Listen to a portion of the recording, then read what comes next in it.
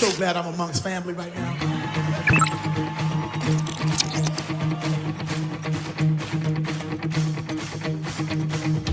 Look to the sky, hope is on the way.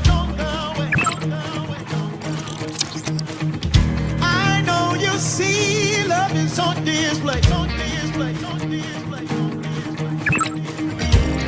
He has defeated the darkness, making a way for his goodness. Walk in the light, chasing fears away. Come and take a look at what he's done. Yeah. Turn my morning into dance. Turn my songs into joy. Turn my songs into joy. Gave me strength for my weakness. He did it. He did it.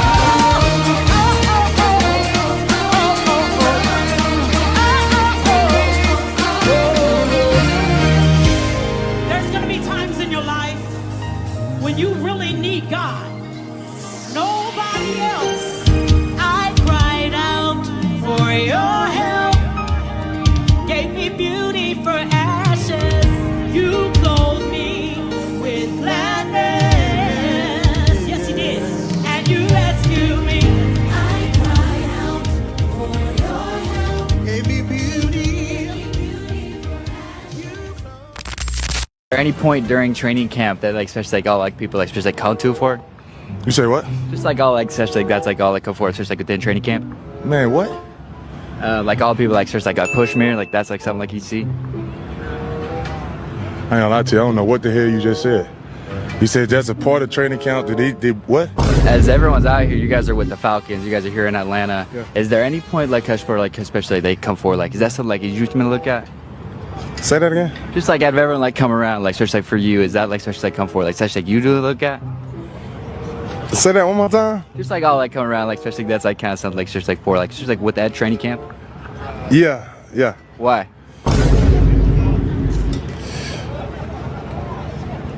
Just because. Yeah. Yeah. You guys been on the road for quite a while. What's the energy been like, and how are you feeling specifically? Man, the energy's been up, man. It's just, it's a good time, when you go on the road with your team, you get to vibe with the guys, outside of, practice and stuff. I don't know who needs to hear this, but it's gonna be all right. It's not gonna be this difficult forever, I promise you. And I know that's cliche to say, and you probably don't even want to hear that right now, but you need to hear it right now, so I'm gonna say it. This is my mouth. I can say what I want.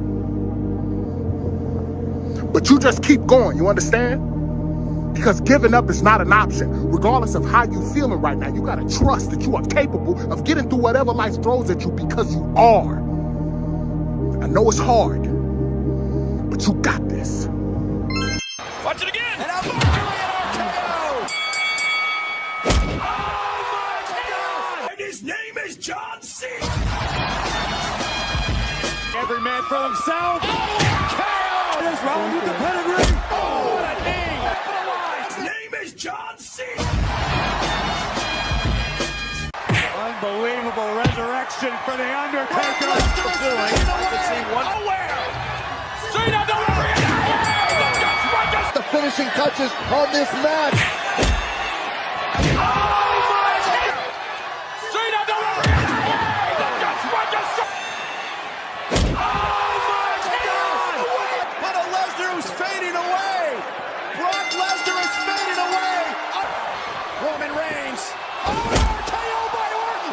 Monday, every man for themselves. Roman Reigns. RKO by Orton. And Roman Reigns. RKO by Orton. Unbelievable resurrection for the Undertaker. Welcome to Eden. So let us make man just like us, strong like us, wise like us.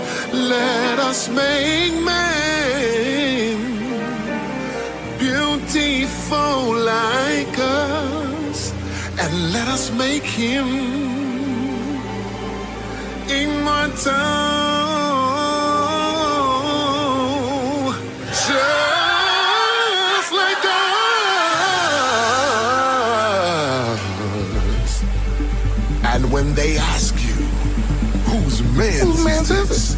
Tell them, that's my creation, and his name is Adam. Now, Adam, breathe.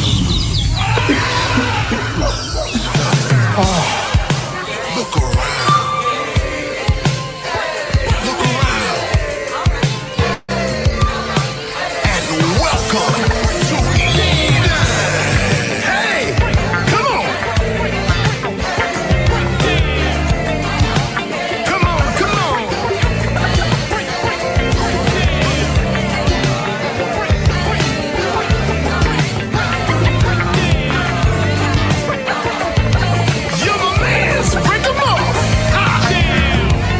Eden, the vibe is love.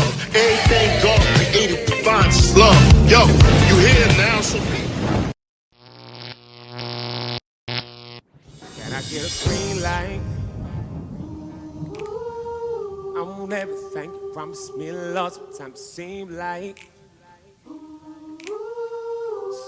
it's taking way too long trying to be side. Should I stay? Should I move on? Want to be right? So I'm moving out your green light. Say, can I get a green light? How y'all doing, huh? Where you at, huh? Can I get a green light? If you wait on the Lord, cause you take the baby's word, what you say, huh? Yo, say, can I get a green light? See, I want everything. I want everything you promised me, Lord. Seems like it's taking way too long. Seems like it's taking way too long trying to decide. Should I stay? Should I move on? Should I move on? Wanna be right. So I don't move. I'm moving out the green light. Can I get a green light? How y'all doing, huh? Where y'all at, huh? Can I get a green light? And if you're waiting on the Lord, cause you take a baby word, what you say, huh? Can I get a green light? With the whole world jumping. Can I get a green light? What I'm feeling, doing nothing. Can I get a green light? I said a one, but till I hear you saying something. Lord, I wonder. Can I get a green light? Yeah.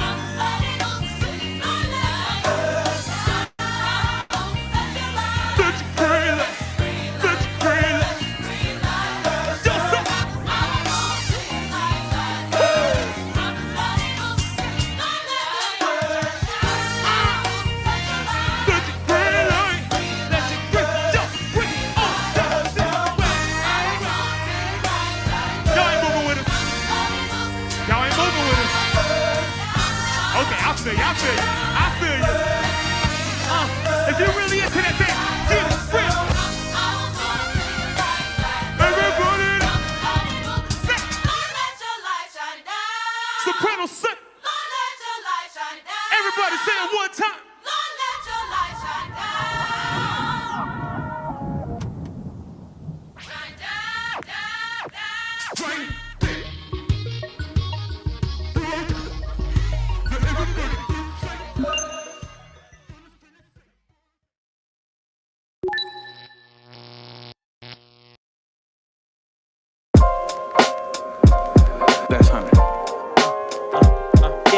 Hold that, they claim they want that soul back. Got nothing to hold back. Take you to the throwback, so that you know that we gon' take the toll back. There's a difference between being seasoned and acting like an old cat. Old heads know that it all comes back around like trying to recapture the moment with a Kodak. The Polaroid is instant, hoping you don't miss it. Cause most of us been different. I tell you what it isn't about the amount in the bank account. I'm just trying to figure out if I can make it through without thinking out loud. Pay attention, cause he gives grace to the humble at the same time he humbles the proud. Wow, wow, wow, wow, yeah, wow. Come on, I just don't wanna become what I hate. Cause it ain't all about getting your pay up. Let's go. Cause only Christ came down to save us, you know he saved us. I said I just don't wanna become what I hate. Cause it ain't all about getting your way. Cause only Christ came down to save us. He saved us. He did something for me I could never do for myself. And because of that, every single day the movement is felt. I learned in life there's some things that are worse than losing your wealth, like losing your health or losing yourself. But we don't hear it though. We just wanna live this life to see the next scenario. Keep a view that's aerial until we meet our burial. Till then life will ebb and flow. I just want my very own plot of land. But I know my life's in the potter's hands, so I don't need an autograph from any single artisan. I don't need to worship man, cause I know that the heart is sin. Full beyond measure. Once I stopped chasing pleasure, then I felt less pressure from Odessa down to Mecca. See, he controls the weather and my effort keeps me fresher. But that ain't the measurement that I use for my own betterment. Cause righteousness is heaven sent, meaning that it's all by grace. So by in him, that is all I pray. Come on, I just don't wanna become what I hate. Cause it ain't all about getting your pay up. Let's go. Cause only Christ came down to save us, you know he saved us. I said I just don't wanna become what I hate. Cause it ain't all about getting your way. Cause only Christ came down to save us. He saved us. Come on. That's honey.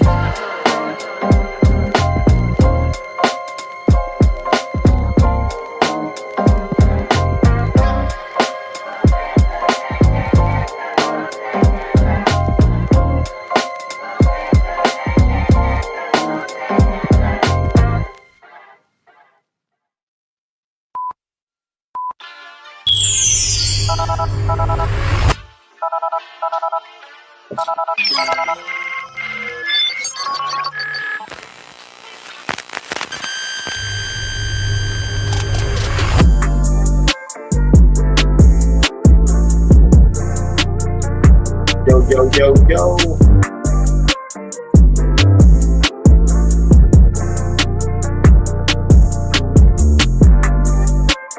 All right, let's try that.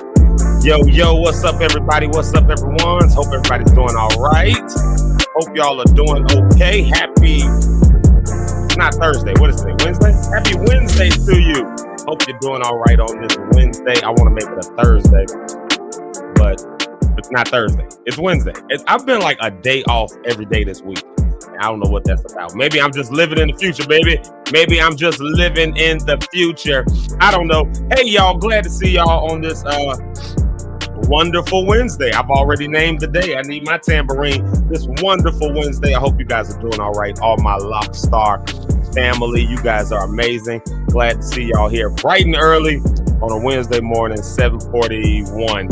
And this is a great way to start your day. Zeke live in the morning, baby. And so we're having a good time. It looks like we're back on the Facebooks. I was up at like 3:30 this morning just trying to like work through the connections, trying to figure out why Facebook wasn't working. And so I was up at like 3:30 this morning. So if you happen to have caught me on Facebook this morning, you know, like super early, overnight, in the middle of the night. Yep, that was me. I was on there. We were live. It was only on Facebook. It was only over there. But yeah, man, it was it's just glad to know they were able to make it work. So if you're not following us on Facebook, I can proudly say, go ahead, follow us on Facebook. We are over there once again now. Whether or not we'll stay over there, that's a whole nother thing. That's between Facebook and StreamYard, I guess. So we'll let them figure all of that out. But you can go ahead and follow us on Facebook. We're there. And then check this out, y'all. Look what I got.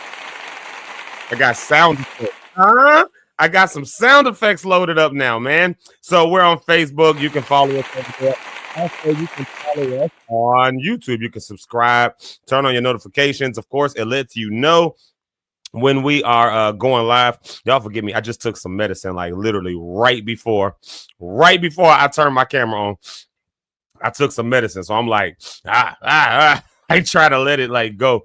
I'm just like sniffing and all that stuff. So y'all bear with me for the first give me 10 minutes and I think I'll be together. I think I'll stop sniffing as much in about 10, 15 minutes. But anyways, yes, you can subscribe to us on YouTube, all that good stuff. We'd love to have you. We'd love to see you over there. Enough of this hand claps and all that stuff like that. Yeah, y'all gonna get, I'm gonna be wearing the hand claps and stuff out today. Man, we got a good show lined up today, man. We got a really good show lined up. I told y'all, give about 10 minutes. About 10 minutes, and all that'll hopefully be dried up. Yeah, good show lined up today, man. We're hitting some topics. We're doing some cool stuff. Of course, today is Wednesday, so we like to do our Wednesday wellness check-in, and so to see how everybody's doing, all that stuff. We'll do that in a moment, but of course, we'll get back at 8 o'clock, and we'll do our morning shout-outs and affirmations. It is a tradition over here now at Zeke Live in the morning that we name the day, and that counts as our affirmation. Of course, that just simply means that today is Wednesday, so somebody might call it, like I already did, Wonderful Wednesday, so I'm affirming that it's wonderful. Or you might call it Wellness Wednesday, affirming wellness, that we're healthy, we got our health in front of us, and so all of that, we make we do that. So we'll do that at 8 o'clock. If you haven't said good morning and name the day, go ahead and do that. Yep, I got my tambourine. Yep, so we're good. So name the day, and then at 8:30, we're gonna come back and we'll kind of talk a little bit about some petty moments in history. I'm kind of up looking at some stuff. I told y'all I was up in the middle of the night. And so I was looking up like just some petty stuff all through history. So we'll look at that, as well as some quirky firsts. Some first things that were, kind of brought out. So if we get some time, we'll hit that. And then at 9 o'clock, we'll kind of talk about something a little bit more serious. We'll talk about this situation that's going on in Chicago. Y'all have seen it with National Guard and the ICE raids and all that kind of stuff. And if you work in the field that I work in, or if you do anything with people to that extent, then you've probably had some people who have been affected and impacted by this. So we'll kind of just talk about that a little bit, see where that's at. What are we thinking? Different people on different sides of the aisle, especially when it comes to the National Guard. So, you got black leaders and black folks who are out in the community who don't want it. And you got folks who are like, no, bring the Guard in. And so we're not really together on that. And, everybody's entitled to their own belief, their own view, all of that. But, where do you stand? And we'll talk about that at 9 o'clock. And then at 9:30, we got Pastor Rich Holmes coming on. And we're going to pick his brain on some stuff about cruises and all that. Rich is our resident cruise expert. He is a professional at cruises. Y'all heard him say it the other day. He goes on about 3 cruises a year, like 2 to 3 cruises a year. So he's an expert. He's been doing that for as long as I've known him. So he loves cruise ships. He loves all that. So we'll pick his brain. What's some cruise ship etiquette, and what's the, what should you look forward to on a cruise? Who has the best cruise ships? All that kind of stuff. We'll pick his brain with that. And I'm interested to hear from you guys. What are your favorite, cruises? If you've been on one, what are some of your favorite? What do you like doing? The 7-day, the 5-day, the 3-day? We'll talk about all that at 9:30. So that's the lineup for today's show. Again, I'm glad. Got some coffee. I'm glad I got some coffee. Something just to help that. I feel it. Like it's just, I hate this time of year. Sinus and allergy season. My God. And I ask this all the time, but am I the only person that got to deal? Do y'all deal with this as well? Like these sinuses and allergies, allergies and your sinuses swelling up and post nasal drip and all that. As soon as you get up in the morning, it takes me probably like this time of year, like when sinus season is going or allergy season is going on, it takes me probably like an hour to really just get like to a place where I'm not going on. So y'all catching the worst of it. I tried to take some medicine, but I took it like right before we got on. So had a really bad sneezing bout. Was doing all that. So I said, I better take some medicine if I get on here. Otherwise, it's going to be a rough show. So, so, you know, I mean, I know I'm not the only person that deals with it too. And they did say that, you know, what they always say, they always say something is going around this time. They be like, some show is going around, like, you know, and I guess it's true. That's true. But, you know, sometimes it's just regular old sinus. It's just regular old allergies. Just, I mean, it's that time of year, pollen, the leaves dying and falling off. Like, it's just that time of year. You know what I mean? Bugs everywhere. I mean, it's just that time of year. And we do it every year. But, yeah, you know, it is what it is. It is what it is. But let's do this, y'all. I'm going to take a sip. Let's do our Wednesday well check. Let's see, how are we doing? How is everybody here doing? And we like to do this on Wednesdays. It's hump day, of course. It's the middle of the week. And before we get doing anything else, we like to just check in, see how everybody is doing. How is everybody doing? How is your mental health? I ask these questions every Wednesday. You ought to be used to them by now. But how is your health? How's your mental health? How's your emotional health? How's your physical health? How's your spiritual health? How is like every part of you? How is it working? How is it moving? How's your mental health? When I ask that, you know, I'm not saying you're crazy, although, you know, I'm not the hair club president. I am also a member. If you're crazy like me, I mean, yeah, we got that going on. You know, we got our crazy side that's going on, but I'm not worried about that. Because for some people, being crazy is normal. So I'm not worried about that. But when I say how's your mental health, are you stressed out? Do you have things that are weighing you down so much that you need to think on some new things? Do you have some stuff going on with you that you know, do you have some stuff going on with you just that's pressuring you, giving you anxiety, all that kind of stuff like that? And you know, it's okay if that's the case. Or you know, there's always the other side. It's not always about what's bad with you. It's also about what's good with us, right? Like, what do we have good that's going on? What things have been on my mind that just make me smile? What things have been on my mind that just make me laugh? Like, you know, you ever been in that situation where you like around people and you just sitting there off by yourself? But I mean, you're around people, but you kind of to yourself, you know what I mean? And you just sitting over there quietly and you just bust out laughing. Like, you just bust out laughing for no reason at all. Everybody look at you like, what's wrong with you? Well, you know, like something good goes across your mind, some happy memory. So, you know, so mentally, how are you doing? Do you have anything that you can hold on to? Do you got stuff that you can hold on to that brings you back to a happy place, even in the midst of other, you know, think about that stuff. Do you have anything good? Do you have anything bad? What things do you need to reorient in your mind? You know, it's a good day to check in on that. It's the middle of the work week. So, you know, it's hump day. It's a good time to just check in on that. Like, what things have been stressing you out as the week has already began. And then now we've got the rest of the week to go. So what things do you want to readjust and, you know, that are just mentally wearing you out? And I get it. Look, listen, stuff will wear you. People will wear you out. People. Well, like, there's some people that you need to say, hey, look, listen, not today. I asked this question last week. I said, you know, how do you tell somebody like you don't feel like talking to them? Like I don't feel like talking to you. Like, and that's okay. Hey, maybe you need to do that. Maybe, you know, maybe work is stressing you. I don't know. Whatever's going on. What's going on mentally with you that's pressuring you or that keeps you driving, that's keeping you happy? Is there a motivation that's there? Some reason to be motivated? I don't know. Whatever that is, like, now's your good time. And I'm just bringing it to your attention. I'm not going to tell you one way or the other. That's up to you. We all adults here. But, you know, are you aware at least? You know what I mean? Are you at least aware? The good, the bad, the ugly, and the indifferent. Like, are you at least aware? Okay, here's the next one.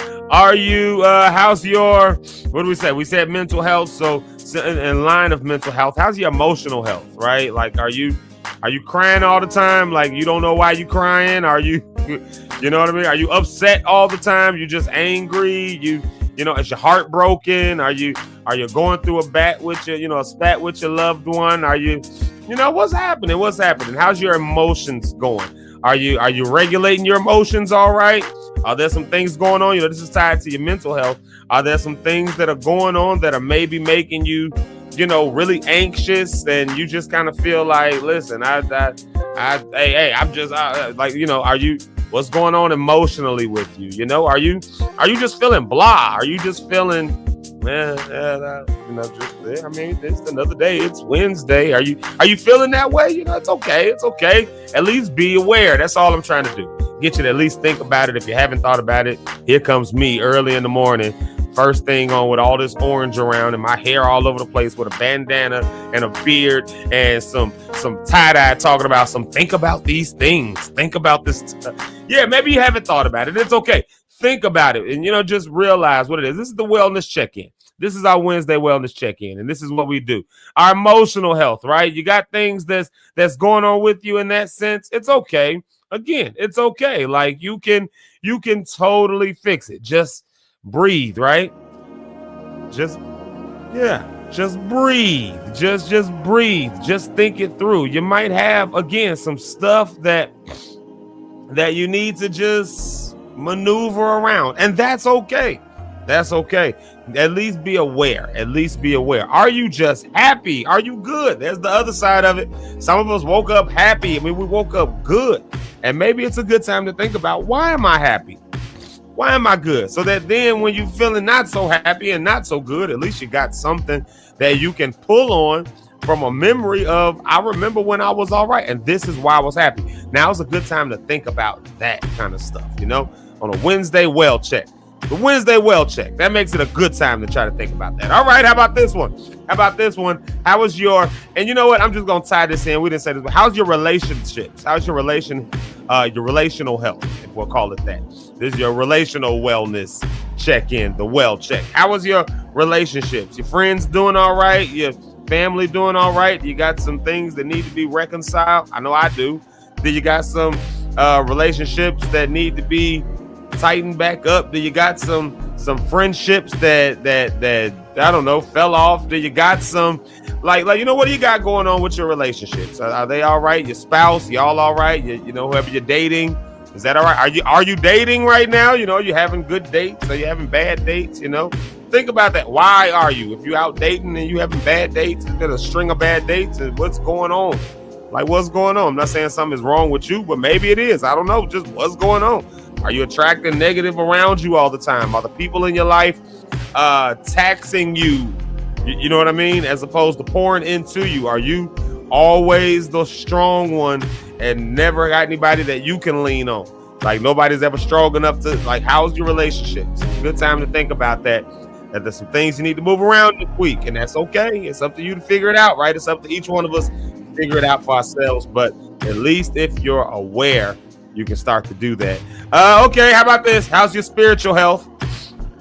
Are you, I don't know what your faith tradition is. Y'all know mine. I'm, unashamedly Christian. APC Morgan Park. You can catch me over there any Sunday, but that might not be your vibe. I don't know. But are you at least in tune with at the risk of sounding like a guru or something? Are you at least in tune with the divine? Are you at least aware of the divine in your life, the divine around your life, the divine in everything you do? Are you able to see God show up? And you're gonna always hear me speak of it from that language, but that might be different for somebody else. I'm gonna Zeke live in the morning, so I'm gonna say it from my angle, which is, are you able to see God in situations that maybe you've never seen him before? Is God showing up in your life in areas that you thought it was, for lack of a better term, you thought it was the devil, or you thought you were messing up, but maybe it was God all along, guiding you, steering you, maybe just testing you.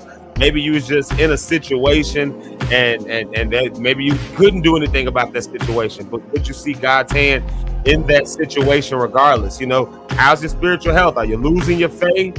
Are you giving up? Are you ready to throw in the towel? You don't think God can do it no more? Listen, hey, we all been there. I can't say we all been there. I say I've been there, and if don't nobody else resonate with that, with you and you going through that, then you got me. I'm not just a hair club president.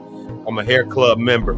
And there's been times where my spiritual health was completely in a place where I'm doubting God in my life. I'm completely and so listen, we get there. It's okay. It is what it is. But check in with that for yourself. Do you need to find some prayer time? Do you need to pull away and just consecrate yourself for a minute? Do you need to get back in your scripture or something like that? Do you need to take some meditation moments? It's okay. Just be aware. At least be aware of it if something's off kilter from what it usually is. Yeah. All right. Last one. How's your physical health doing? Now's a good time to check in. Have you been short of breathing? Me. Listen. I can feel it getting a little bit better. The more I'm talking, the more I'm here. Like I can feel it. I don't feel like I need to do my eyes like this, and I felt I took some medicine, but hey, I know my allergies are acting up. I woke up this morning, I was like, oh boy, this is gonna be rough. The more I set up, the more it started draining. Oh boy, it might be all right. I need to make sure I got some meds in I need to make sure I got some Dayquil. I need to make sure I got the weather is ticking back up. Am I hydrated? Have I been drinking enough water? Are you in tune enough with your own body to recognize if you are, if you got some stuff going on physically? Is your blood flowing all right? Have you had a check in or a physical? Have you done anything like that with your doctor or a checkup? Have you done what? What do you need to do? Do you got some? Is it that time for you, ladies? You're getting a little older. Is that time for that mammogram and that? What it's called, a mammogram? But squeeze.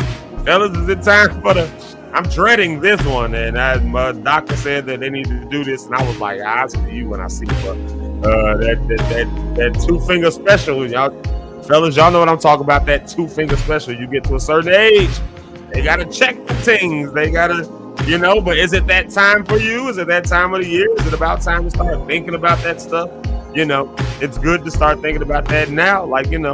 Is there, the weather, like I said, the weather is changing. Are there some things that you need to do in your home that increase your physical health and all of that? Whatever the case may be, I'm just saying this is the Wednesday well check. And that's what we do on the Wednesday well check. That's what we do.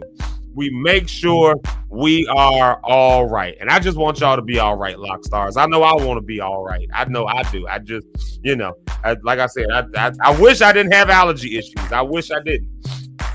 I wish I did not have sinus issues, allergies draining. Yet here I am. Y'all hearing it. All of that, but hey, I'm in tune with it. I know that's what's going on. So I know I got some stuff I need to do in regards to that. Like have some medicine. I actually just took the last of it. So I know I need to stop at the store today, give me some medicine. Otherwise, it's going to be because in 4 hours when this wears off, and it ain't kicked in totally. I need to sneeze. I feel it coming. Oh, I feel it coming. But anyways, but I know I'm in tune with it. I know I need to go and stop and get some because I got a long day ahead. So, that's what we do in the Wednesday well check. And I hope y'all are at least all right in your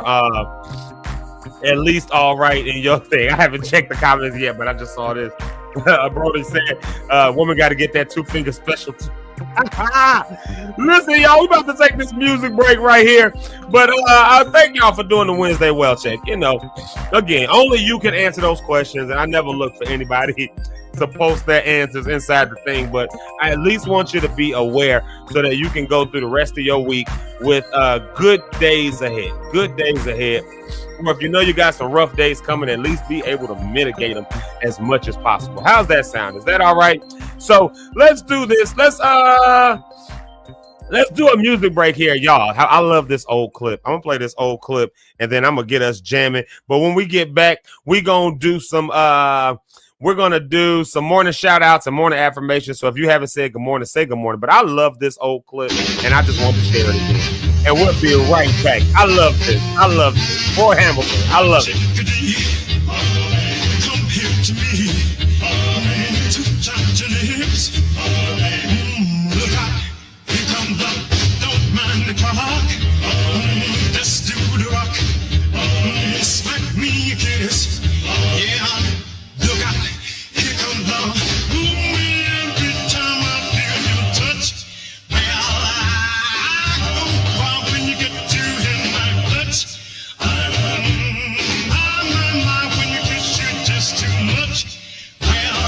So I got to shout, you knock me out, upset my soul, got no control, you got me going, let's turn it on.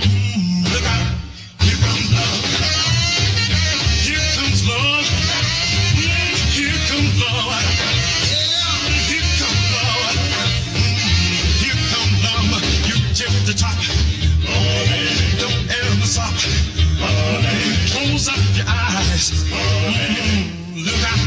Here come love, like out the stars. Send me to Mars. Kiss up the storm. Look out, here come love. You can't tell what a fool like me will do. Yeah, I just can't keep myself away from you. Yeah, all this good love and hold me tight is blue. Well, so I take a D, come to me. I'm doing the blitz, two chocolates, don't mind the clock. Let's do the rock, smack me a kiss, like no other. You tip the top, don't ever stop. Love makes you cry, close up your eye, like I'm a star. Send me to Mars. Here come love. Come on, act like that wasn't fun. Act like that wasn't fun. We'll be right back. For right now, just jam out real quick. If you haven't said good morning, please say good morning, and we will be right back with our morning shoutouts and affirmations. I can't wait to see who got the first comment. Was it on YouTube or was it on Facebook? I think I know. Hey.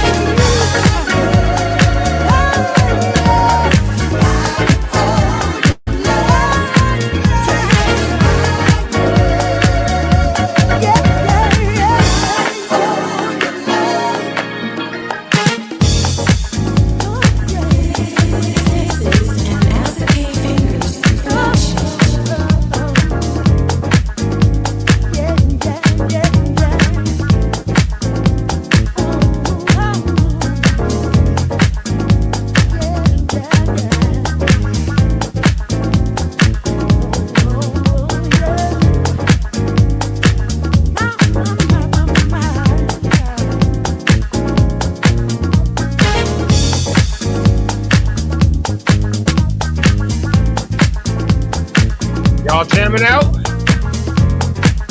Just trying to see if y'all jamming. Just trying to see what y'all got going on, huh? Y'all jamming with it? Y'all jamming with it? Y'all jamming with it? Yo. Yo, I love that. Hiya. Y'all know that's my jam. I will play that. Listen, I'll play that every freaking day. I love it.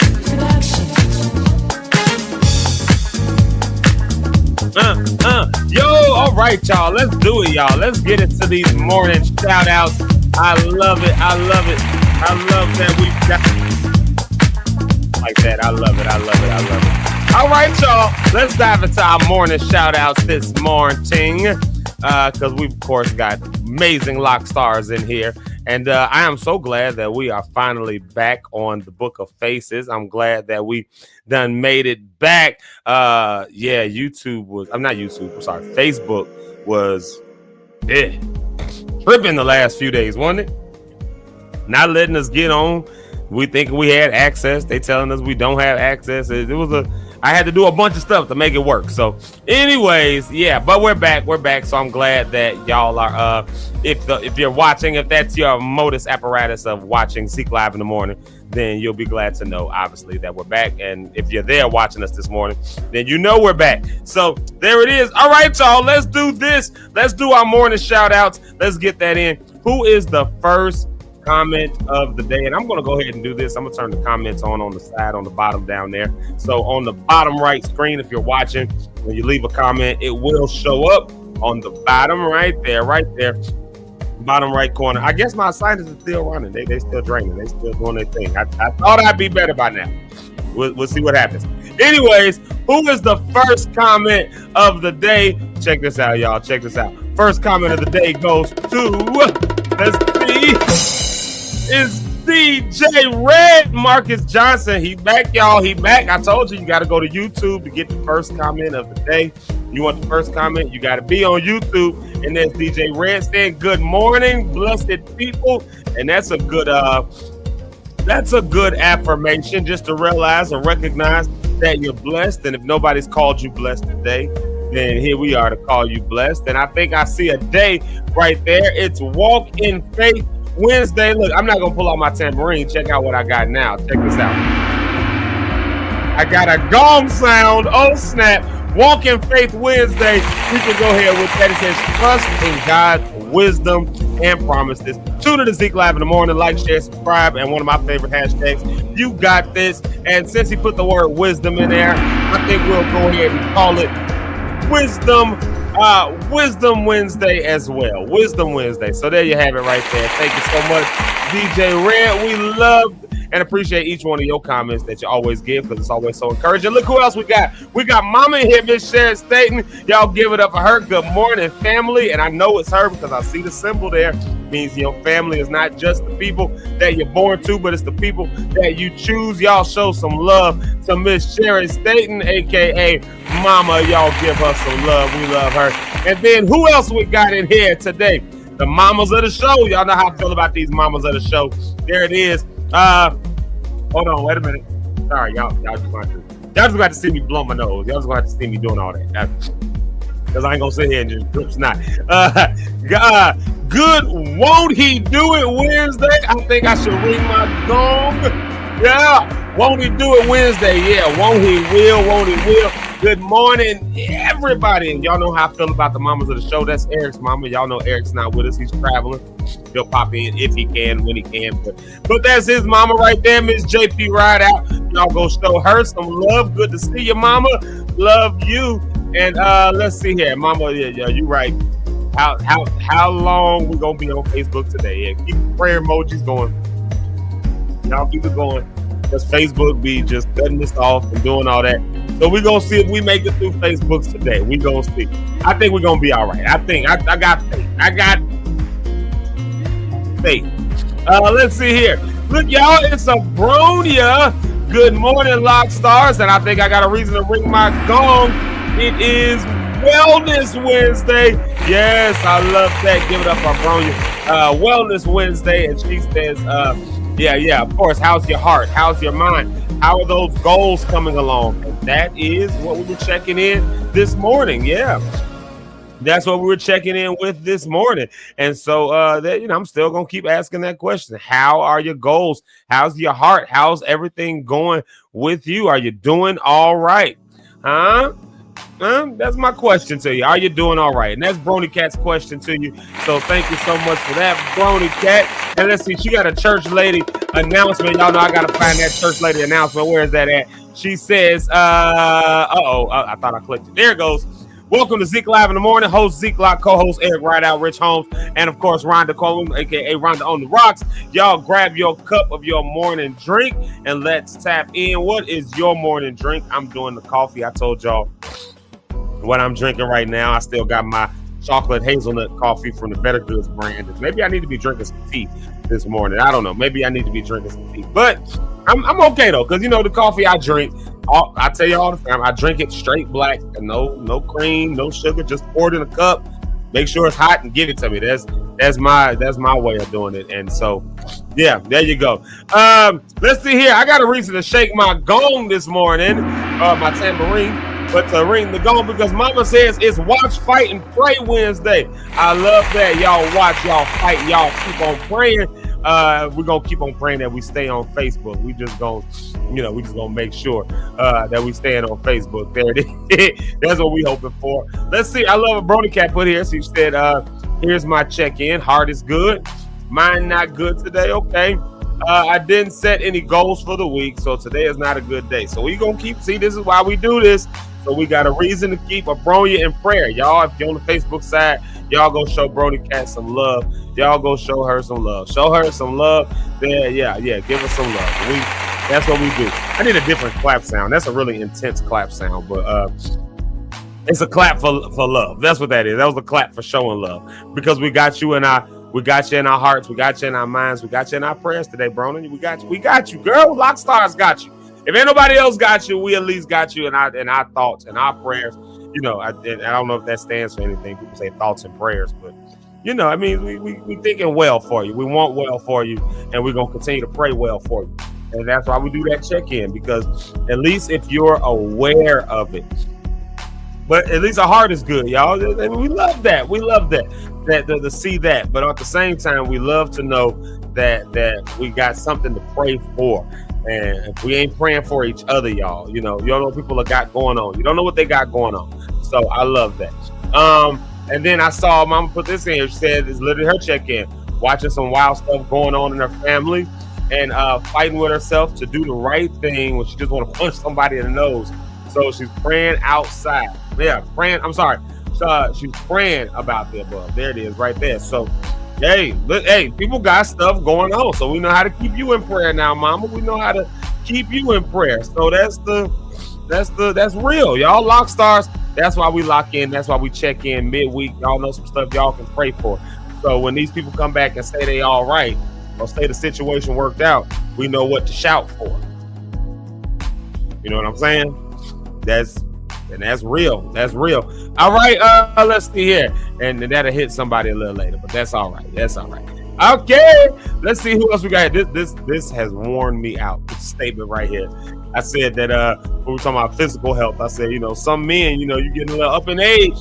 Now time for that 2-finger special where they got to go in there and check with you. They got to give you that 2-finger special. They got to, you got to, they told me it was about time for me to do that, and I was just like, brother, I think I'm a pass. I was just like, I think I'm a pass for right now. I'm not quite ready for the 2-finger special. But hey, it's health, and you got to do it. Hey, look who it is. Miss Rhonda on the Rocks. Y'all give a what's up to Miss Rhonda. There she is right there. And let's see here. Let's see here, right here. And she's giving me a reason to ring the gong. Hold on, get my gong going. Today is Wear That Butt Out Wednesday. Yeah, so whatever that means for you and yours, y'all lock stars. You can take that, whatever it means. I ain't gonna tell you what it means. Up to you to decipher it for yourself. Maybe you need to wear that butt out for, some of y'all got some kids. You need to Yeah. I see I can make my own laughs. Look at that. I feel like people in here laughing with me. I'm funny, right? Anyways, maybe you need to maybe you need to set them kids up. Hey, yeah, y'all know. Or maybe you just got married like I do. You need to wear that. Baby. I'm just saying. Or maybe you need to go do a workout. Like a workout Wednesday. Workout. Maybe you need to do a workout and wear yourself out a little bit. Whatever it means to you. Rhonda, I'm with you. Wear that butt out Wednesday. Boom. There you go. There you have it. So whatever that means to you, y'all go ahead and do that. Wear that butt out Wednesday. I love that. Let's see here. Yeah, y'all. Rhonda, you got me all in the... Let's see here. Who else we got here? Y'all know how I feel about the mamas of the show. Y'all know how I feel about the mamas of the show. And look at the mama we got here right now. Mama Pastor Cynthia Cohen saying good morning, Lockstar family. Hugs to you all. Wisdom Wednesday. And y'all know that gives me a reason to ring my phone. It's Wisdom Wednesday. Yes, I love that. I love that. She says, don't overload yourself with unnecessary things. If it's not your issue, leave it. I wish I could just emphasize that right there. If it's not your issue, leave it alone. Trust God to lead you in all things. And that's good wisdom right there. That is good wisdom right there. If it is not your issue, somebody said something to me, a counselor said something to me the other day. He was talking about somebody and he said, I want to say it right. It was your urgency. No, that's not right. So he said your emergency. That's what it was. Your emergency is not.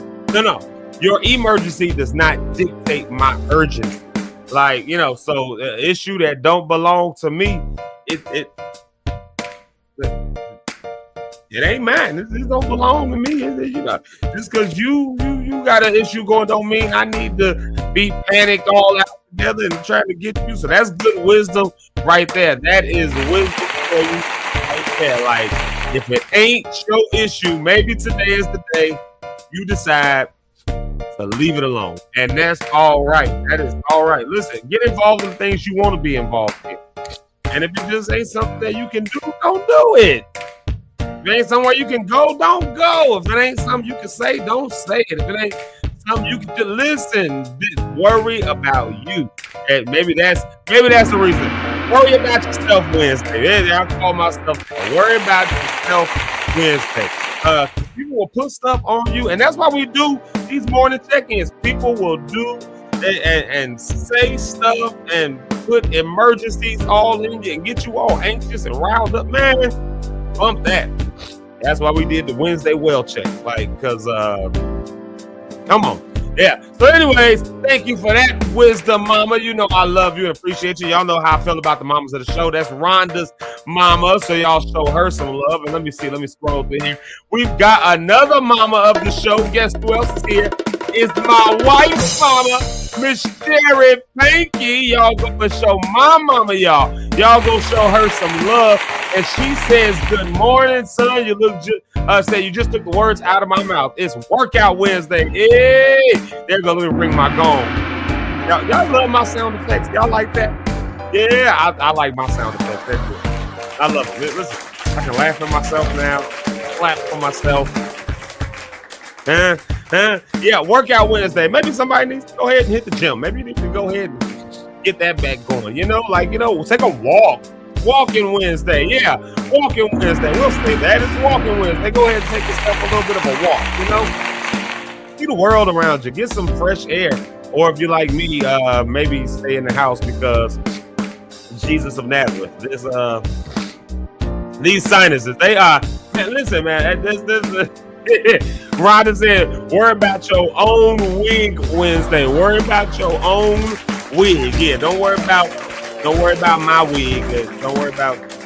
Listen, whatever you worry about you. All right, whatever you.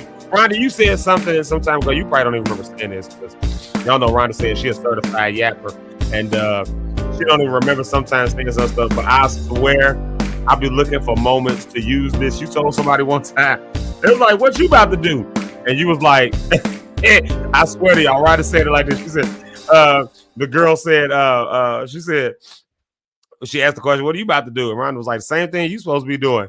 And she was like, what's that? And she was like, minding my own business. Like, I was like,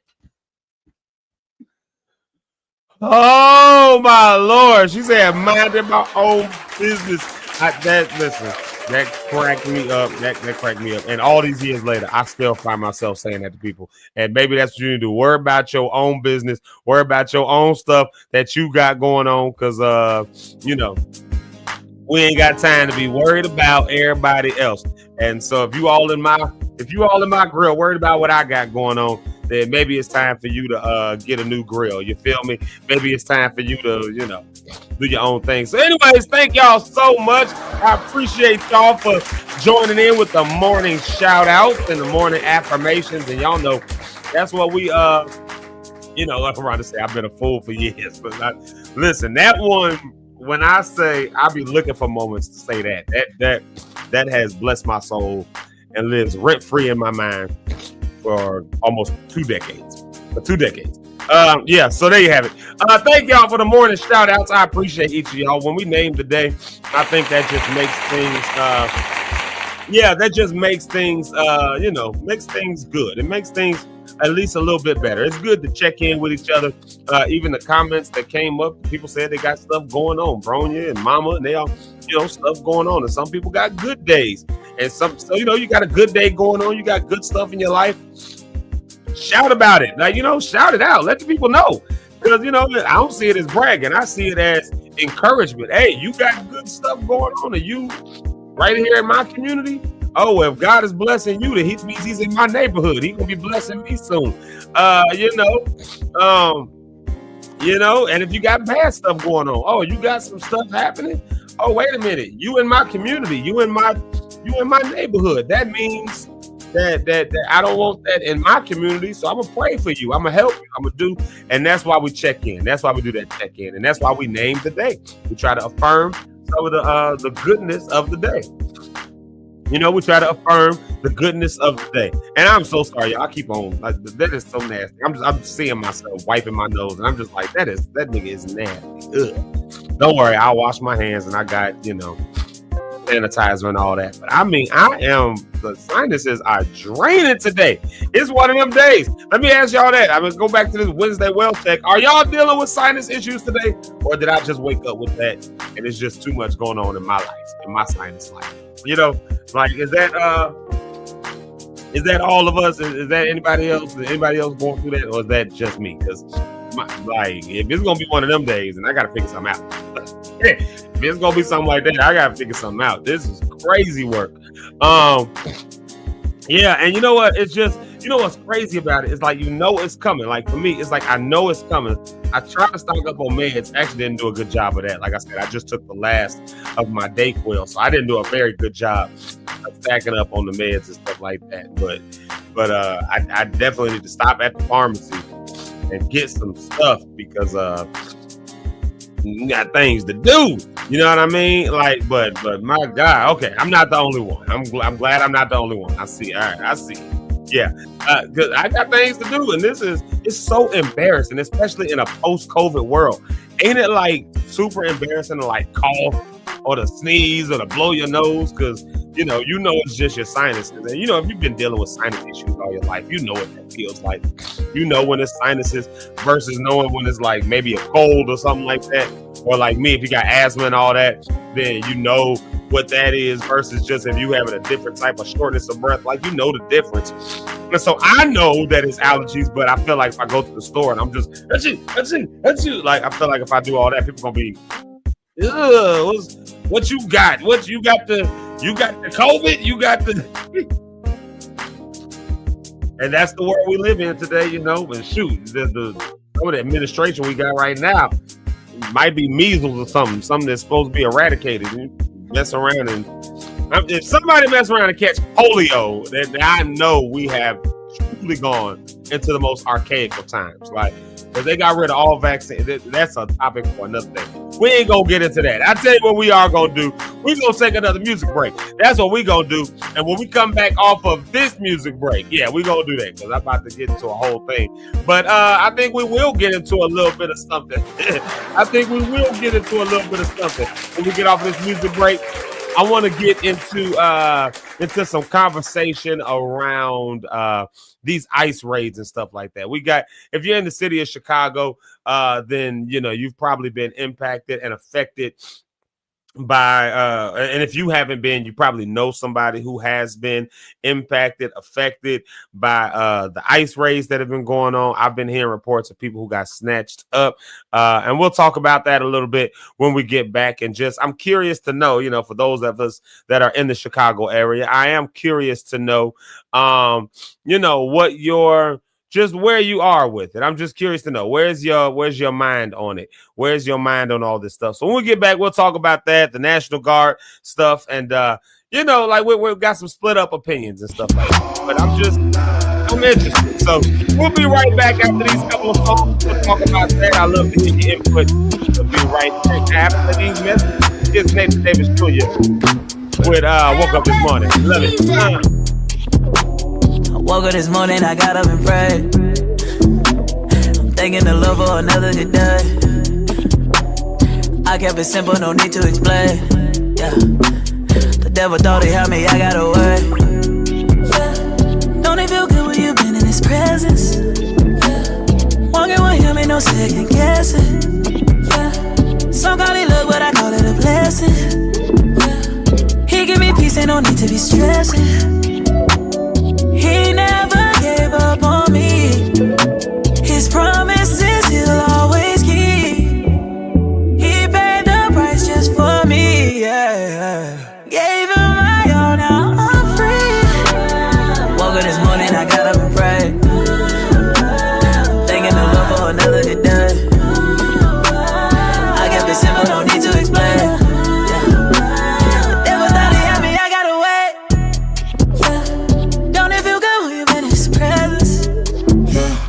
Walking with him ain't no second guess.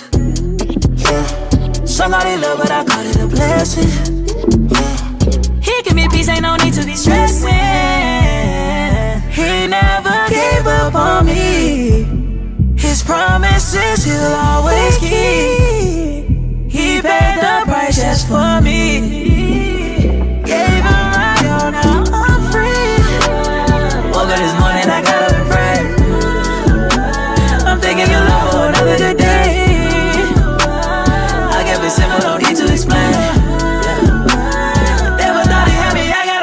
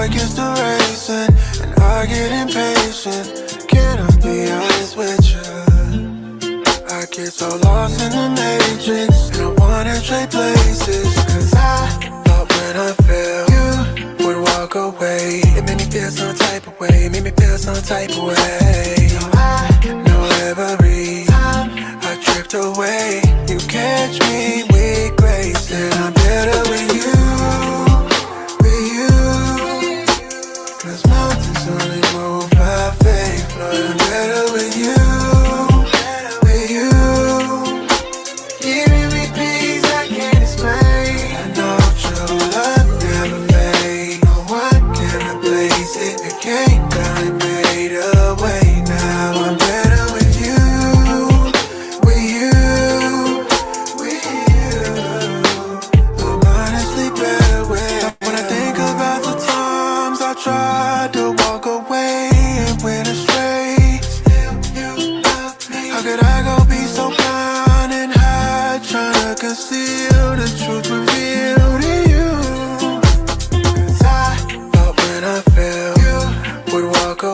It made me feel some type of way, made me feel some type of way. I know every time I drift away, you catch me regret. With you, 'cause mountains only move by faith, Lord, I'm better with you. I'm better with you. I'm better with you. Giving me peace I can't explain. I know true love never fade. No one can replace it. You came down and made a way. Now I'm better with you. With you. With you. I'm honestly better with the mountains. There's a river that don't run dry. Deeper than oceans, there's a water that brings us back to life. There is no greater revelation than the lamb that came down and sacrificed. Nobody, I know who I gotta do. I'm better with you. I'm better with you. Hey, 'cause mountains only move by faith. Lord, I'm better with you.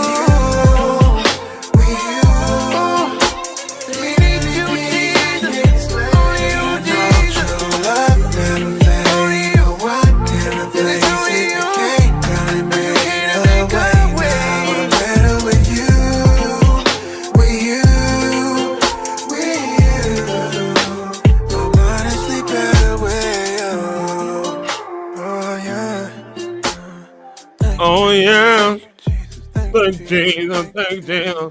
Oh, thank you, Jesus. Oh, thank you, Jesus. Oh, thank you, Jesus. Yeah. Anyways, all that stuff like that. I make my own audience. Yeah, my own audience. There they go. My own audience.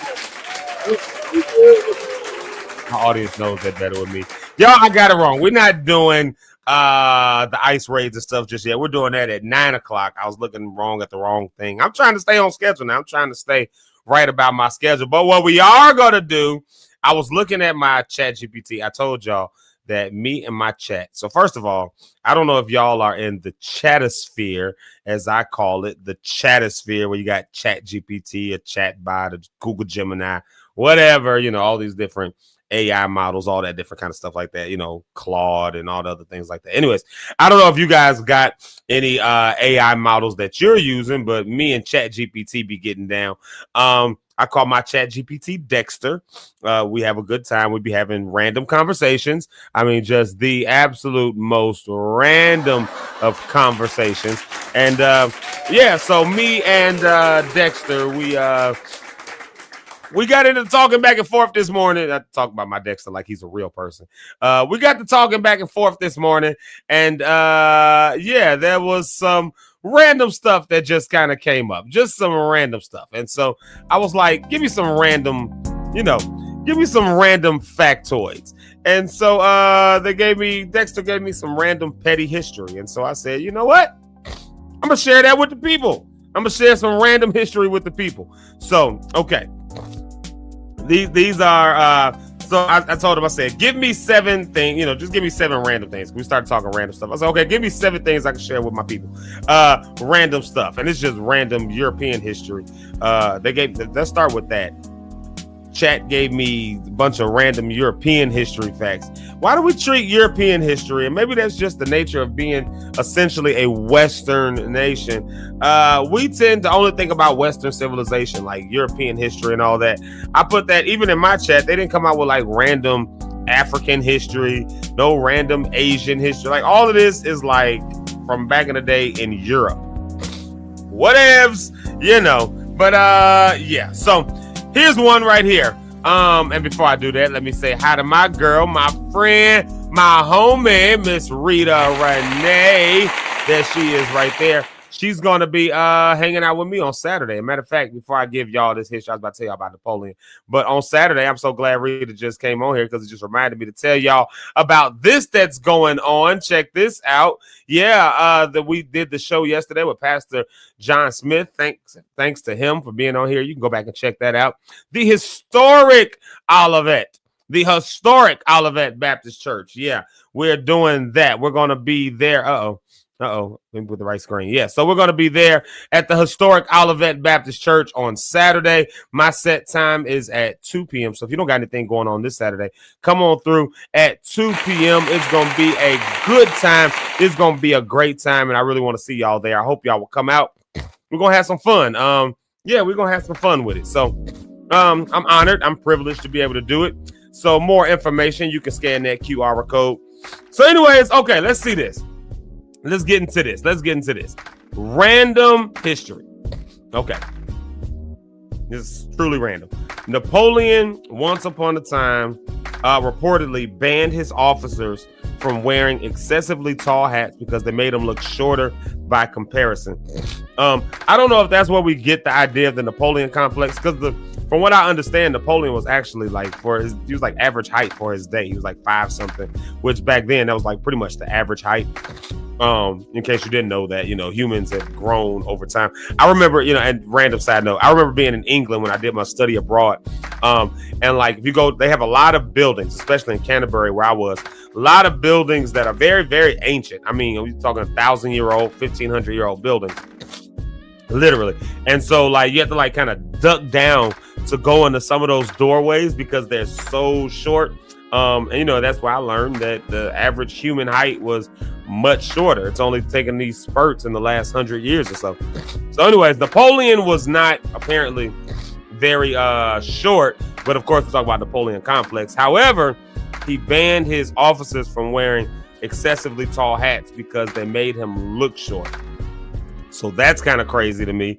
So I guess, they said I told them to tell me the significance. The significance of this, it wasn't just fashion policing, but it shows how much personal image matters to rulers, even to the point of micromanaging uniforms. And I think that's still true today. I mean, you just kind of, rulers got egos at the end of the day, That's just real. Rulers got egos, and we all got egos. But I mean, people who are like in authority got egos, and we know that. Yeah.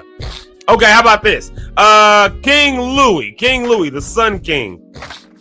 Louis what would that be? Louis the 14th. There's a lot of Louis, right? He restricted the wearing of red high heel shoes to his court only, but to his court, like you couldn't come to his court with high heel shoes. Like that's like right. And here was the idea of it. He literally like it was so shoes were a status symbol. So he didn't want anyone else like having better shine than him, looking more fabulous than him. So that's what codified fashion as a tool of power and class control, showing how even accessories could reinforce social hierarchies.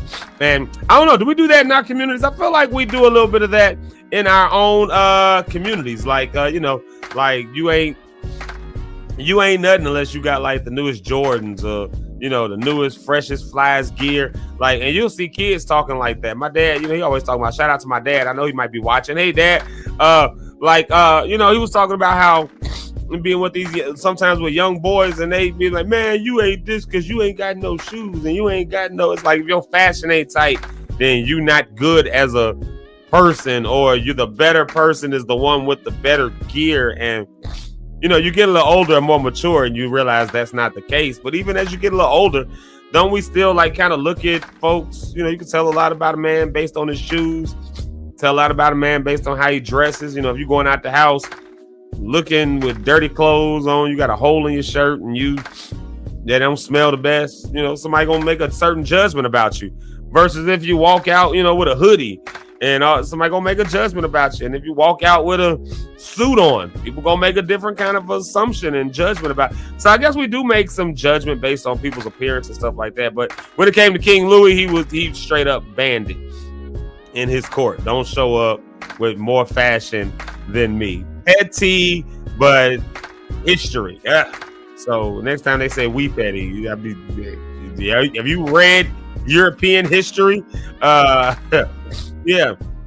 Let's see. Pope Stephen the VI. What is that? That is the 6th. Pope Stephen the 6th put the corpse. Okay, this one was mad petty. Listen at this, y'all. Listen at this nonsense. Pope Stephen VI put the corpse of his predecessor, Pope Formosus. Hopefully I'm saying that right. He put the corpse on trial. Y'all, what? He put the corpse on trial. So he literally dug up his enemy just to humiliate them. So I don't know, but that is definitely world-class pettiness. That is crazy work. Like, can you believe that? Like, oh my God. Like, could you imagine that happening today? And I don't think it's almost too. I could imagine in a world where the certain current administration, decide which country you want, will take a former leader out of the ground and have the body exhumed just to prove a point or something like that, or just to humiliate. Like I could see that in a world today, and this maybe you can't, but I mean it's weird that that's like kind of in conversation. That's not something you probably would have ever thought of. You know what I mean?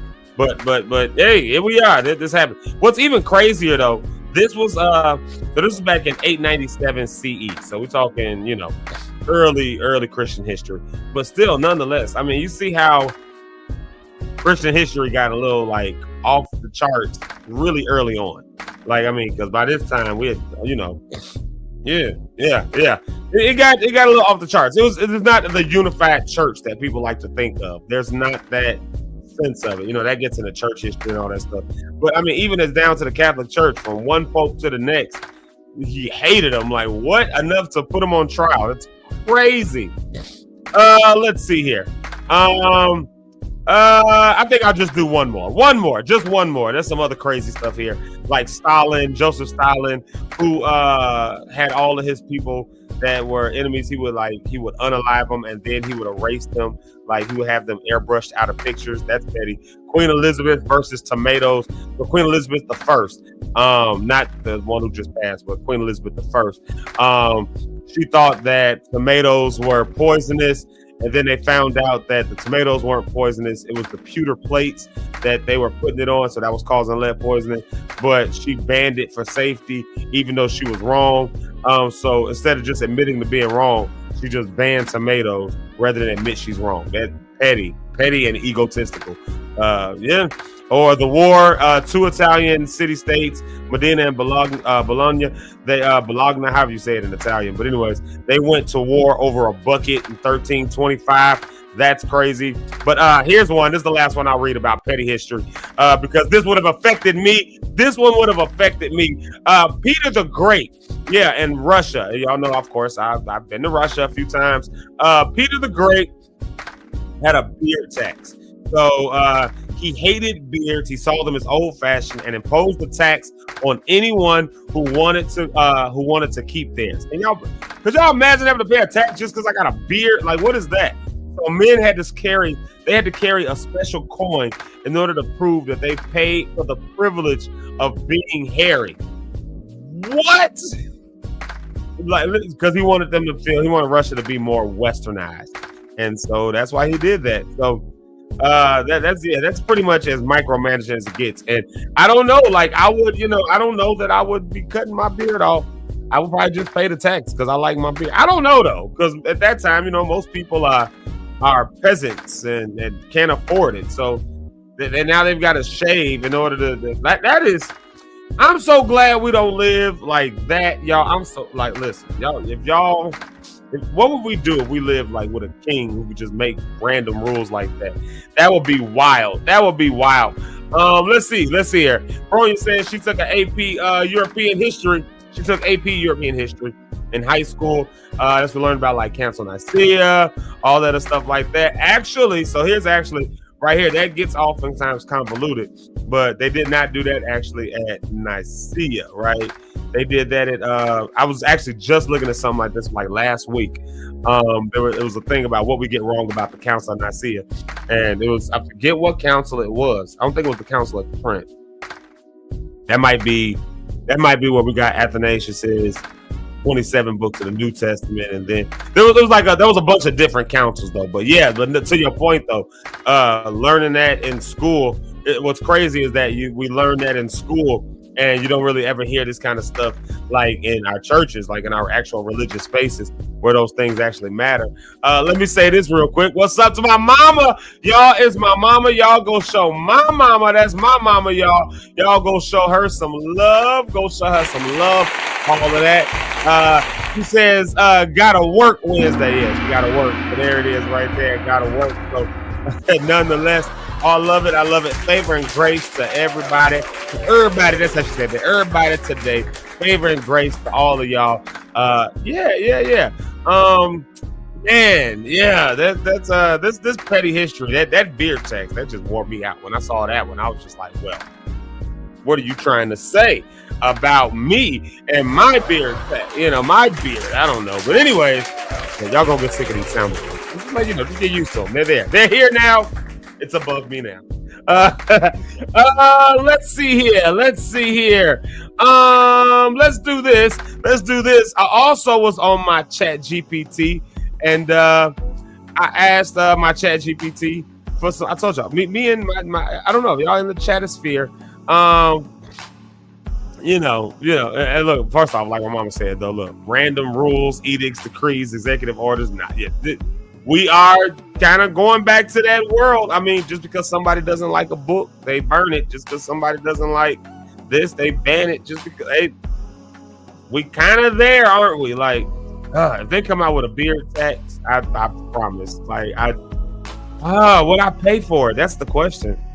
Anyways, me and my chat, I told y'all we'd be random. I don't know if y'all in the chatosphere, but how about this? I was like, so as we got to talking back and forth, I'm like, well, show me some things. What was the first time it happened? You know, some random stuff. So I just asked for a couple unlikely firsts in history. So since we're having a nice little history lesson here today, y'all didn't think you was gonna wake up and go to school, but you woke up this morning and found yourself in school. Here's, it gave me a bunch of stuff, so I'll just kind of maybe go through a few of them. Maybe you didn't notice. So here's a good, the more you know type of moment. Let's see here. First computer programmer. I thought this was interesting. The first computer programmer. Ladies, take some pride for yourselves. The first computer programmer was a woman. Her name was Ada Lovelace. This is back in the 1800s, long before most women were allowed near technical education. That is, yeah. So before women were allowed near tech and education and all this other stuff, before women had rights, we had a woman who was actually the first person to program a computer. Yeah, Ada Lovelace. So shout out to her. Yeah, shout out to that history. So ladies, y'all take some pride in yourselves. I love that. Oh, how about this? This is pretty cool. The first blood bank. This hits, of course, my household. Y'all know the situation with my wife with sickle cell and all that stuff. But the first blood bank actually was not in a hospital. It was in a barbershop during World War I. That was the first blood bank that we ever had. It was in a barbershop during World War I. So that's crazy. It kind of seems random, but I mean, I get it. Wartime, all that kind of stuff, you know.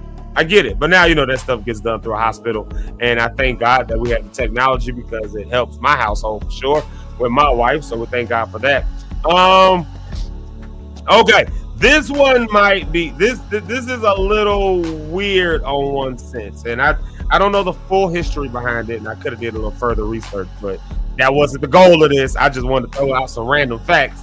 The first Nobel Peace Prize for a sitting president. And this is why this is significant today, because of course there's a push from some people to get Donald Trump a Nobel Peace Prize, especially if he can actually help to broker the ending of the wars in Russia and Ukraine and Israel, Palestine, all of that. So in his mind, you know, and his followers, and I'm using that word intentionally, in their mind, you know, they want to get him a Nobel Peace Prize. Well, the first one to go to a sitting president was the Theodore Roosevelt. And here's what was so crazy about that. A lot of people disagree with that because he was known for being, number one, a Rough Rider. Y'all remember the Rough Riders? We're not talking about the stop, shop, put them up, open up shop. Not those Rough Riders, but the Rough Riders like the military folks. And he was a military expansionist. Like, so he was all about,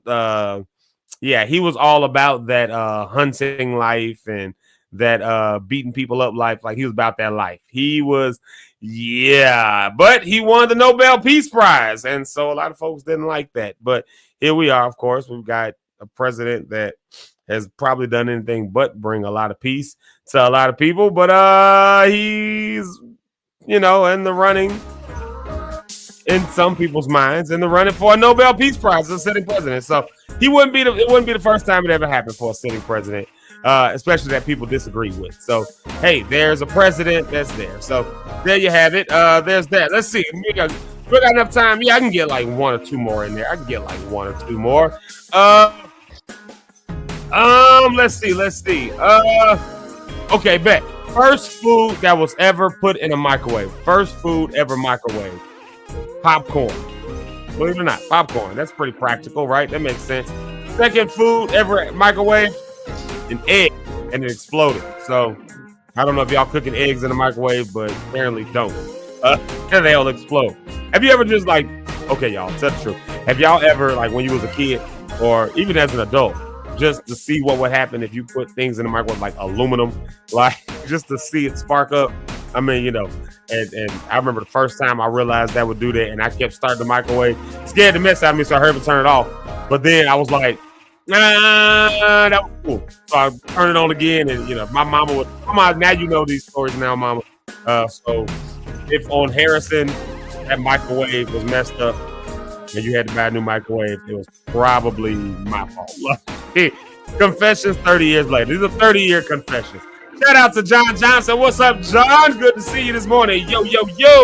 Love to see you. Yeah. Let's see here. Okay. One more. This is the last one out. Okay, I'll do three more. I got time. I can get them in. Three more. Okay.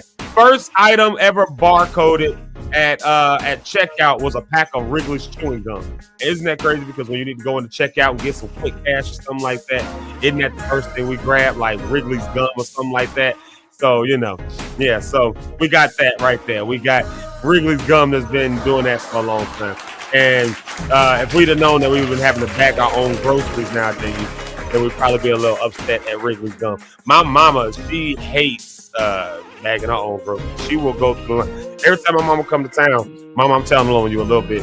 Every time she come to town, we go to the store or something like that. She's like, I don't see why I should have to bag my groceries. She makes it a point to make sure they know, like, I don't work here. I don't work for y'all. Y'all should be giving me a discount if I got to do my own work and do my. Yeah, and I feel that actually. So, John Johnson says he put a light bulb in the. What? A light bulb? Bro, okay. What did that do? Like, I'm curious. Like, did it just explode or did it just get hot? And then, okay, two more. Sunday school originally was not about Bible study. Believe it or not, started in the 1700s. I knew this one actually. In England to teach poor children how to read and write. So Sunday school was actually about reading and writing. And then, so that's pretty cool knowledge to know. The more you know, right? Of course, it got co-opted by the church, and then it became, and usually they were teaching to read and write things like biblical things anyway. So it just became that over time. And so now you hear Sunday school, and it's exclusively associated with the church. But also, we have things like free education and all that now. So government-sponsored education is now a thing. Because remember, people used to have to like pay to go to school. Otherwise, you learned what you learned and you didn't, and that was that. So now we go to school, right? And then one more, last one. First gospel song to win a Grammy. You could probably guess it. While you're guessing it, I'm going to put these couple of comments up here. Let's see here. I'm going to put these two comments up while you're guessing. What was the first gospel song to win a Grammy? I don't know, somebody probably going to put in their chat GPT. Welcome to school this morning. But John Johnson said he put that light bulb in the microwave, and then I asked him what happened with it. He said it came on. Whoa! Now, God dog it. Now I got to try it for myself. I've got to see it for myself. It was a science project. Well, as long as nothing bad happened, I can still go ahead and try it, right? Let's see here. And then Bronya says she thinks the president's trying to patterned himself after FDR. Yeah, because he was elected for 4 terms. Yeah, and it was after that, which is why that they did the thing. Why they did the lame duck actual law, the codified lame duck rules. And, you know, I think he could get that overturned. He definitely would. Yeah, but you know, nonetheless. All right, now answer the question: what was the first gospel song to win a Grammy? And somebody put it in the comments. It was a Rolling Cat. You got it right. Yes, it absolutely was. Oh Happy Day, Edwin Hawkins and them. They won for Oh Happy Day. So yeah. That got the first Grammy for a gospel song. And believe it or not, that song did not necessarily go over well with all church and religious groups. Now it is now it's like a standard. Like if you don't know Oh Happy Day, then like who are you even? Right? Like if you're doing any kind of gospel, whether you white, black, anything, like Oh Happy Day is just above us. It's above me now. You know, but believe it or not, you know, back when it first came out, there were people who were upset with it. They thought it sounded too whirly. What is that all about? Crazy work, right? Anyways, y'all, let's do this. Let's get on ready to take one more music break right here. We got another music break coming up, and when we get back, we are going to talk about these ice raids and all that stuff that's going on in the city of Chicago. I don't know if you guys have been impacted by it, if your blocks have been impacted by it, any organizations or anything else that you're working with. But we got people who have been impacted by these raids and by the fear of the National Guard coming in and all of that. Like it's a real thing. So we're gonna talk about that when we get right back. And not to, you know, trudge up any fear in anybody, but maybe so you can know how you can move around. And, you know, maybe just to kind of get it out and just see if it's been impacting you, and I'll check in with y'all, let y'all know some of the ways we've seen it impacted in our neighborhoods and whatnot. But but for right now, let's take this music break, and I'd love to hear from y'all if y'all have been affected by this stuff. But we'll take this quick music break, and we'll be right back. See y'all in a minute. No, I never did love just a pastime. Told myself the last time was the last time. So tell me why. I know that I'm safe for all alone, but when I'm with you, I lose control. And I'm not new to heartbreak, babe, but that's a risk we all gon' take. Cause the vibe's just right. Thought I'd never fall in love again, but I just might. The vibe's just right. Thought I'd never fall in love again, but I just might. It's risky, and I know it. Once we get to going, we can't stop. Feel like a locomotive, a runaway train out of control. And this could be unforgettable. Don't get off track, cause it's gonna be a long way back. Cause the vibe's just right. Thought I'd never fall in love again, but I just might. Cause the vibe's just right. Thought I'd never fall in love again, but I just might.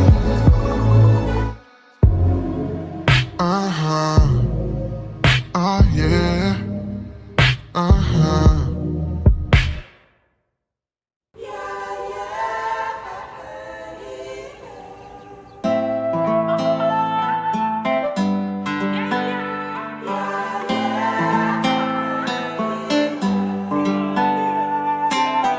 Wake up in the morning, I'm blessed, I'm still here. Commanding my day and speak to it through prayer. He's the God of my day, God of my day, God of my day. He's the God of my day, He's the God of my day, God of my day, God of my day. He's the God of my day. Some people people wait until something happens. Then they start praying that it isn't so. What if you did things different? Can you imagine the favor that follows wherever you go? My prayer is not based on my day now. My day is based on my prayer. By grace, He has everything I say now. He is good. My prayer is not based on my day now. My day is based on my prayer. So even if it doesn't go my way now, He is good. He is good. He is good. He is good. Wake up in the morning, I'm blessed. I'm still here. Commanding my day and speak to it through prayer. He's the God of my day, God of my day, God of my day. He's the God of my day, He's the God of my day, God of my day, God of my day. He's the God of my day. I put my foolish pride aside in acknowledgement of your goodness. Everything is the Lord's in the earth in its fullness. Was deaf to the voice from the pulpit. Straighten up my mind from the thoughts that were crooked. Isolated from the shame, totally dependent on self. Now I abide in your shadow, in your presence I dwell. Deserved to fall, but was caught before I fell. Was so hard-headed, too stubborn to ask for help. Unworthy of your grace, begging you for lighter loads. Till I met a single mother in survival mode. Made me reject all the lies that I've been told. And made me reflect on the codes that I uphold. I'm a leader. Hey Drizzle, thank you for the feature. Exposing the manipulation of the great deceiver, ain't no preacher. And I ain't perfect either. Following instructions, edify all my believers, Mario. Wake up in the morning, I'm blessed, I'm still here. Commanding my day and speak to it through prayer. He's the God of my day, God of my day, God of my day. He's the God of my day, He's the God of my day, God of my day, God of my day. He's the God of my day.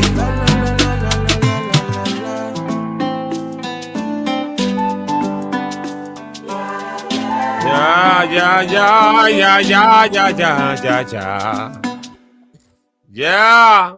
He's the God of my day. No. I love that. I love that song. That's such a good song. God of my day. Shout out to my boy Smith, my man Smith. He asked me about that song, and yeah, I put it on the thing. I'm about to sneeze. It's about to come. Hold on, wait a minute. Turn on the track so y'all don't gotta hear this. Hold on. Okay, I can't even find a good track to play. All right, anyways. There we go. This is a good one. Okay, so y'all ain't gotta hear. Wait a minute. Okay, it's not coming. I hate when that happens. God, I hate when that happens, when you gotta sneeze and it just won't come out. Anyways, it's gonna come randomly. Watch. Struggling, y'all. So, how are y'all feeling, man? Thank y'all for locking in Zeke Live in the morning. Of course, if you haven't done so already, you can go ahead and hit the subscribe button if you're on the YouTube side, and let me fix that real quick so you can see where we are. Look at this. We can do all these different cool things. Yeah, on the YouTube side, there it is right there. Subscribe. And if you're on the Facebook side, then of course you can also like us. Make sure you follow us. Feel free to share this stuff. It's all good. And let me just throw this out there real quick. This weekend on Saturday, this is where I'll be at. It's the gospel, the spiritual fusion of gospel and jazz. We were talking about it yesterday with Pastor John L. Smith from the historic Olivet Baptist Church right here in Chicago in Bronzeville. And so, yeah, I'll be performing there, and I've been getting folks together, and we're gonna do that. We're gonna have a time. So if you ain't got nothing else going on Saturday, my set time is right around the 2 o'clock. It's right around 2 o'clock, so I would say get there at 1:30 or so. Saturday is supposed to be nice in Chicago. The weather is going back up. It's supposed to be mid-80s that day. So come on out, Lake Meadows Park in Bronzeville, up there for the historic Olivet Baptist Church. Yeah, we're gonna be there, and I do want to at least throw this out there while I'm at it. Healing Voices is postponed till October. So no Healing Voices throughout the month of September. We're supposed to have it tomorrow, actually. Yeah, we're supposed to have it tomorrow. It's not going on tomorrow. So if you're putting that in your plans, take that out of your plans. We won't be there. So yeah, we got a funeral and stuff. There's some funeral and stuff like that going on. So that's what we're dealing with for that. So no healing voices this month. All right, y'all. Thank y'all for that.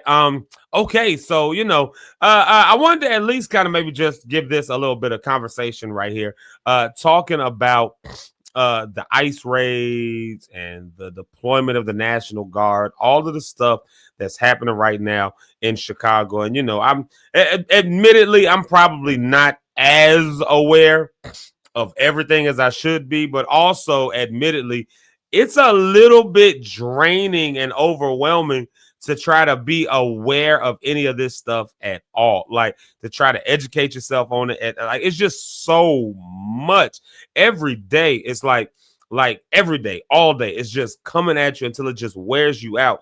And so I'll say this first and foremost, like if you're feeling a little bit drained and worn out about hearing about all this stuff, I'm with you. Like it's just it's a lot. Like I've had to start turning the news off. I cannot watch the news first thing in the morning anymore. It's too much. It's overwhelming. It's very taxing. It's taxing on your spirit. It's taxing on your emotion. It's taxing on your mental health. It starts taxing on your physical health. And then like when you get in these situations where people just end up having to live in fear for their very lives. And so that's really what is bothering me. Because like I said, with the work that we do at Live Free, shout out to the Community Healing Resource Center Network. Y'all hear me talk about them all the time with some of the stuff that we do and all that. But one of the things that that keeps coming up just across our network is the people who have really been impacted by this. And it's more impact than just the people who have actually been picked up. And yes, people have actually been picked up, snatched off the street. Yes, this has actually happened. In fact, we were talking with a young boy. I want to say this was the day before yesterday. Maybe it was the day before yesterday, actually. Yeah, because we're sitting outside. So it was the day before yesterday. It was Monday evening. Yes, because I had on my suit still. So on Monday, I had on a suit because I went to a funeral. But yeah, Monday, crazy how I had to back that up to remember that. But on Monday, talking to a young boy. I won't say his name. I think he's I don't know if he's still a minor. He's like 17, 18. But in some kind of way, we were talking on the conversation. Long story short, and he mentioned that he said, yeah, that actually happened in my neighborhood. Two of my neighbors actually got deported. Now I don't know that, and then I said they got deported like since. Well, he was like, well, ICE came in, they was raiding my neighborhood, and they came in and like two of my neighbors, like the neighbor over there, and the neighbor over there, and they both got like taken away. So like literally, here's this young kid, and in my head, he's a kid, right? Like 18, 19, whatever. He's a kid, but here he is, and now like at this pivotal like moment of his life, this pivotal season of his life, he had to experience seeing what that is. And so I asked him, I said, how did that make you, how do you feel about that? How you dealing with that? He was like, I mean, it just is what it is, like, and I'm like, okay, I mean, I get it. Like, and in my head, I want him to say like, oh my God, I was scared. I didn't want him to say that. Obviously, I don't want him to be scared and all that, but I'm looking for like the real answer. And then I say, all right, you're not like, so no fear or nothing in, huh? And and again, I don't want him to be scared. I want him to just be honest, like you. And so he says, no, I'm just the most scared that like I'll be driving down the street and they'll think that I'm Mexican or something and take me. And I'm like, whoa, like, because he is, he's fair skinned. He's got, light skinned young brother. He's a African American, but light skinned. He's kind of got long hair. You got the dreads in there, but say he's got a hoodie or something on. You don't know any better, and you just doing a quick raid, and he gets pulled over, so he's like, but to be scared that you're going to be looked at as somebody of a whole other race or something like that, because the stigma is that somebody who's Mexican is going to get pulled up. And without due process, anything. So for him, that becomes, I'm more afraid that they're going to think I'm somebody who ain't from here and they're going to pull me over with guns blazing and all that stuff the way they did them.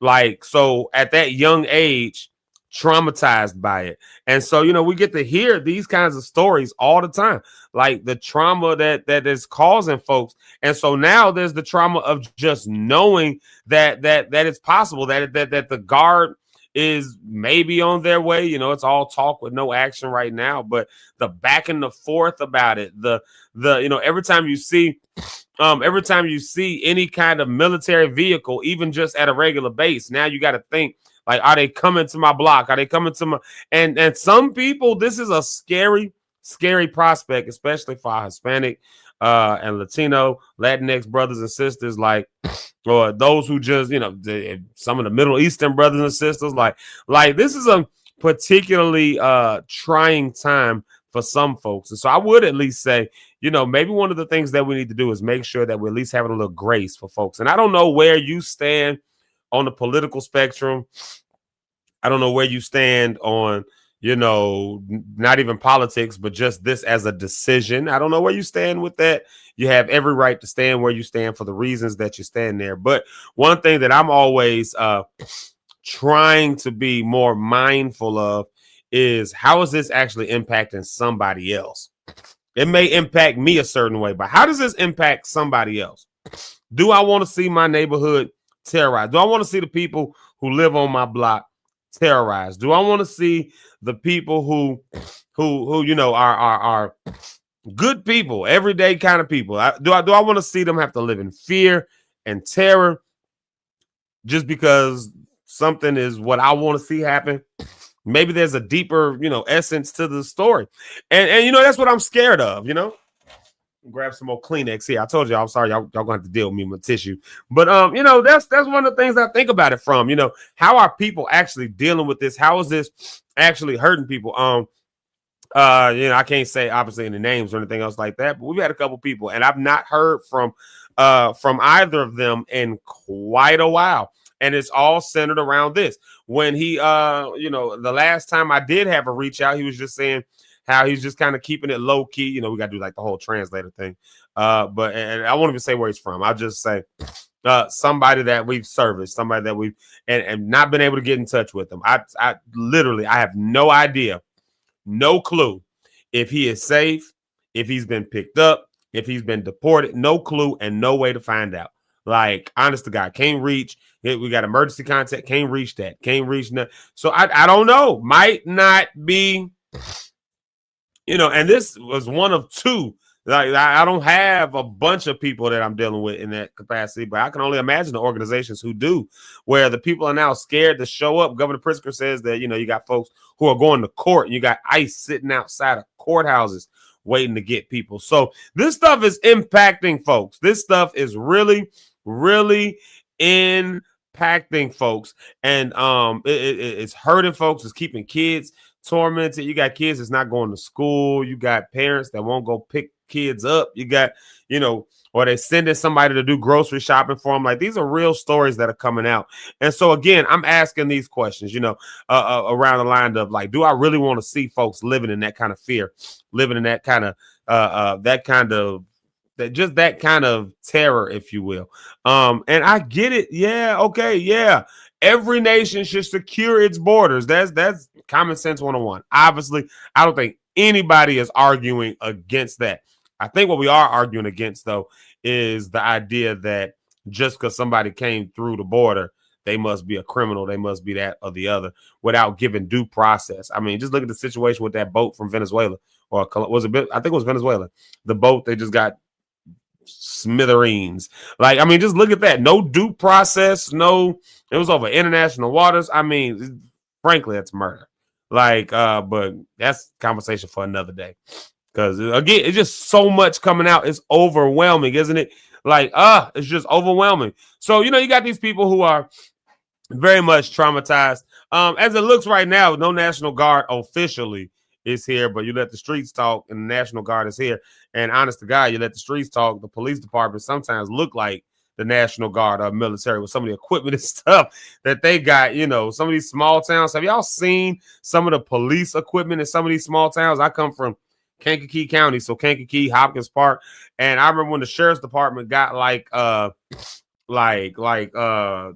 tank, like they had. I remember my friend telling me that He was like, man, I seen a tank rolling down the street and it had the sheriff's department logo on it. I was like, they ain't got no tank.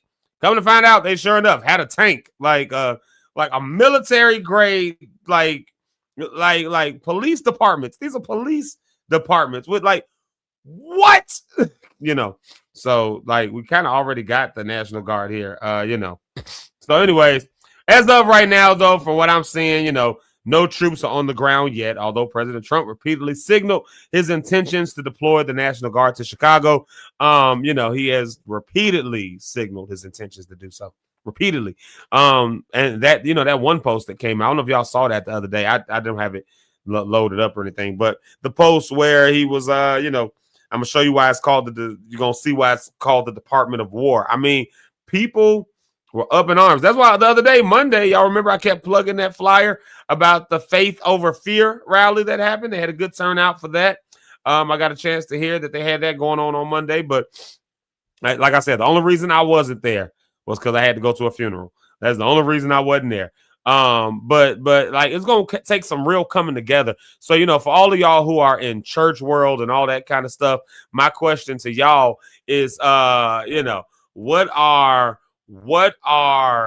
y'all doing like for your congregations? Are you staying aware of it? And your pastors, maybe this is a question for you guys. And if you're not a pastor and you go to a church, just know, there are people who are being impacted by this. Maybe it's because it's happening in their neighborhood. Maybe it's because it's happening to their friends. It may not be a direct impact. It may be an indirect impact. So that's what I was saying earlier. It's not just the people who have actually been handcuffed, physically pulled away, anything like that. But what about their families? What about their friends? What about their block, their neighborhood? What about, like I said, the young man whose fear was that they'll think that I'm somebody who needs to be deported, so I'm just come out my house and they're going to put, like, this is what he's saying. This is the conversation that we're having. And that's like, I can't imagine having that. I thought that we were so far beyond that. Our parents and our grandparents had to deal with that in the Deep South and other stuff like that as being black folk. So black folks, we can resonate with this. But now, or stop and frisk policies and things that we've seen in other cities like New York and all that, where just for being who you are, we think of the Trayvon Martin situation, or words that we've used like driving while black, DWB, right? Like, you can get pulled over, you know what I mean? Like when you think of that stuff, we have some precedent for at least empathy to understand what it is to walk in that kind of a fear of your government officials. And so, to my pastors and my religious folk, I'm asking y'all, how are you praying with your people? Are you giving you got any kind of resources at your disposal? And maybe you don't have any direct resources. That's okay. But do you at least know some places where people can go? Do you have some idea of know your rights and all that kind of stuff? Like I said, admittedly, there's some things that I need to kind of upgrade myself on, so in case the question ever comes up, we deal with food pantries and all that kind of stuff.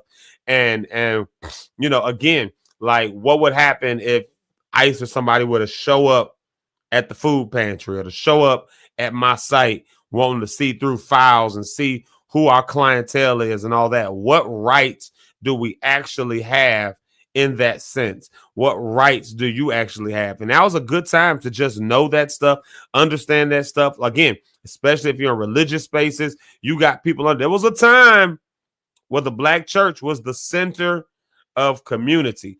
And so, you ain't got to know all the answers. There's no way you could know all the answers. It is draining right now. There's so much that's coming out of the news. There's so much until it's like, turn that jive off. Like, but at the same time, you got to be at least enough aware so that you know how to service the people that you might have in your congregation, or depending on who's coming around you, you might at least know why they're not showing up anymore. It could. And I don't know. I don't know what your congregations look like. I don't know what your makeup is. But all I do know is that at least here in our vicinity, people got a reason to be fearful. And whether you agree with them or not, whether you on the side of send the troops in or not, at the end of the day, let's bring it down to a human level. Let's bring it down right here, right where we are, eye to eye, me looking across the table at somebody who is Hispanic, who I know is a good person, would I look them in the eye and say, you deserve to be deported because you're not here legally? Would I look them in the eye and actually say that, or will I just say that with Twitter fingers? Like, will I actually do? Because if I couldn't do that one-on-one with somebody, and I know this to be a good person, and I know that their life could be on the line, and I can look at them eye to eye and see the fear that they have in them, then what am I doing? That's a good time to check in with me. So, again, our religious spaces, school spaces, a lot of schools right now are seeing, to my understanding, drop-offs in attendance by Hispanic populations because fear. You know what I mean? So we got to at least be aware of some of the stuff, at least be watching out for some of this stuff. And I'm saying this particularly a lot to in the Chicago area, a lot of my black churches, because if you look at our neighborhoods that were traditionally black, a lot of Hispanic folks, a lot of Mexicans, Puerto Ricans, they done moved in. They've come over there. The Venezuelans, they're in our neighborhood, so they part of our community. This is not the time, I don't think, personally, to be trying to put up on it's all black and we don't want nobody else here and all that. Listen, the world changes, things change, and let's bring it to a human level. Ain't no black, ain't no white, ain't no even these country borders that we have. All of this stuff is human invention. At the end of the day, the earth is the Lord, the fullness thereof, the world, they that dwell therein. So whatever borders you think you got, you don't own them. Whatever people you think you are the Lord's. Like, so if that's the case, then the God in me ought to see the God in you. I ought to be able to resonate with that. If you're living in fear and I am doing something to perpetuate that, then that's an indictment on me that I need to change. And if you're living in fear and I can't recognize that, even if I'm not doing something to perpetuate it, if I can't even recognize it, I won't know how to pray for you. I won't know how to be there for you. I won't know how to. So it's good to at least know this stuff. And I think now is the time for religious spaces to step up their game. I told y'all I'm from Hopkins Park, Kankakee and Hopkins Park. And in Hopkins Park, it was 99% black. And that 1% was probably less than 1%, but we'll be generous and say for the few white people who did live out there. And when I say the few, I mean, we knew all of them because it was only a few. But now when I go out there, it's 35 to 45% Hispanic. Like, you see what I'm saying? They're in that neighborhood. So the churches who are down in Hopkins Park, do you have plans in place for people who are in your community who you can service? Inglewood, it's kind of crazy going through Inglewood and seeing the uptick in Hispanic population. I mean, because 5-6 years ago, boy, that was not that. But you got churches and things that are there, which means these are people who are in your community. Do you have a plan in place? Do you know how to deal with it? And this is true all across the regions, from Aurora right into Watsika, right into Northwest Indiana, all like just the Chicago region. This is what it is. And so, now's not the time to be like, well, hey, that don't affect us, that don't impact us, but it does though. Your kids go to school with these people, so they are coming home with certain fears. Your kids are on the playground with them. That might be somebody that's one of their teachers. That could be somebody to come to your congregation at some point. When it's all said and done, man, like, what are you doing? What do you have in place for these kinds of times? So, we know not to be afraid. We don't want to live in fear. We don't want to live in that. But at the same time,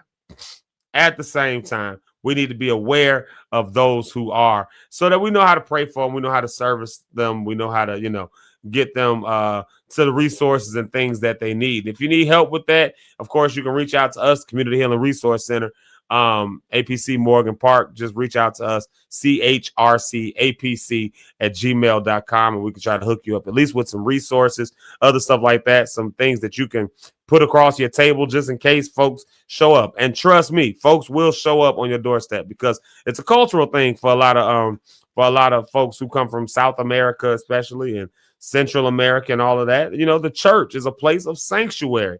And so in their mind, I can show up in a church. That's literally how I met the two Hispanics that they just saw a church and they needed sanctuary. They came. So these people are in your neighborhoods. What are you going to do with it? Do you got some stuff that you can, that you can offer them? Some resources you can offer them? It's a valid question. It's a valid question. If you're not thought about that, or you thought that maybe you're removed from it, I want to hearken you to a young man who I want to say he's 19. That's what I want to say, if I'm remembering correctly. But he's young. He's not more than, I know he ain't over 24 because of the program he's in. So young man who has watched two families, I'm sorry, they say that right, two families on his block be pulled away in his black neighborhood.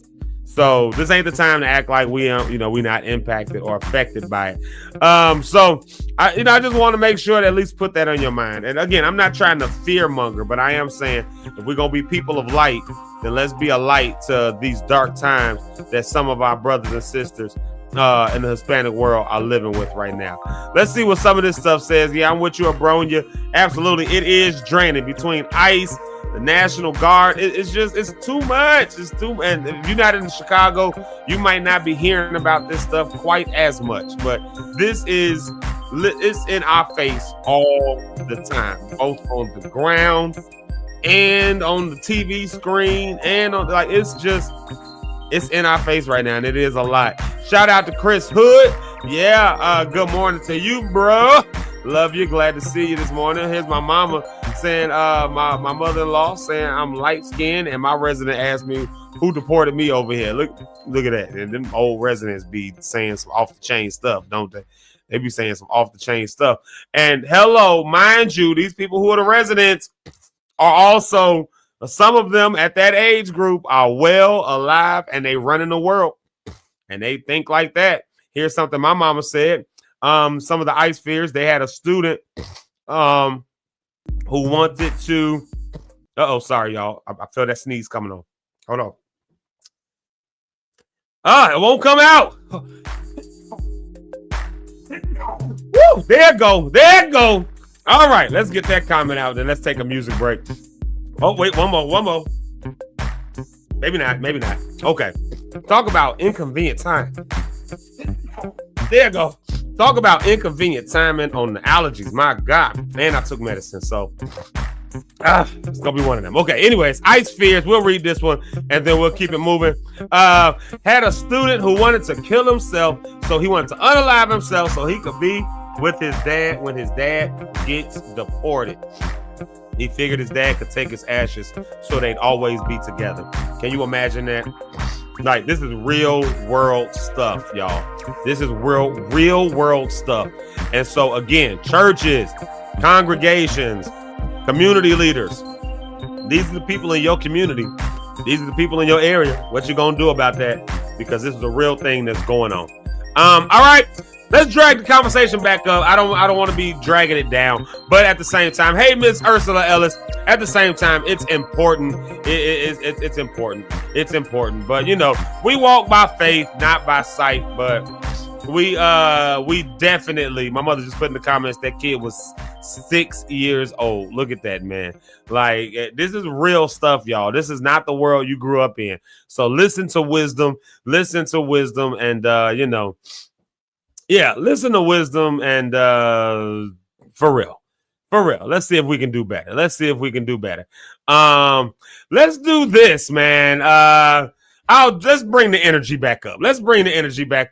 Because we're not walking by fear, and that's why we did that rally the other day. We're not walking by fear, but we are going to do our best to walk by faith. And so I don't know, they say this is not a kingdom, even though it's starting to kind of operate like one. But I tell you one thing, if we live in the kingdom of God, this is what I hold on to, and this is why I hold on. You live as a part of the kingdom of God, and things will live up to what I keep saying. You'll be better. You'll be free. Everything will be all right. So we're going to take a quick music break right here. Just one song. And then we're going to come right back with Pastor Rich Holmes, and we're going to have a little bit of fun. I'm going to ask him for some cruise ship etiquette, all that kind of stuff like that. So, yeah. What do we need to do when we get on a cruise ship? Some of y'all ain't never been nowhere. And Star Rich Holmes can help you out. We'll be right back after this. We ain't scared of this kingdom because we part of the kingdom of God. Zeke Locked, the new experience. Y'all repeat after Be what right we back. say. Hey. Righteousness that I can't ignore. Peace beyond what I understand. Give me joy that I can't explain. In your spirit, in your hand. Let's say righteousness that I can't ignore. Say, peace beyond what I understand. Give me joy that I can't explain. Say, it's in your spirit, in your hand. Say with us, say your kingdom. Say your glory. It's your love, not my own. And all power is given to Jesus. He alone. Let's go. Righteousness that I can't ignore. Say, other way, peace beyond what I understand. Give me joy that I can't explain.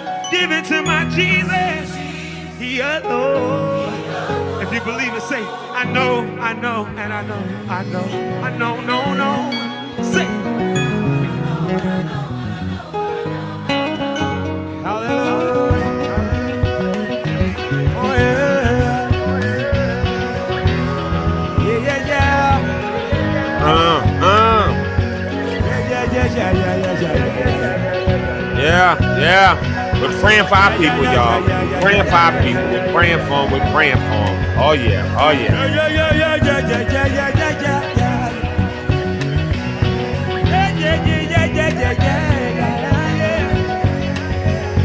Lord, your kingdom come in the earth today.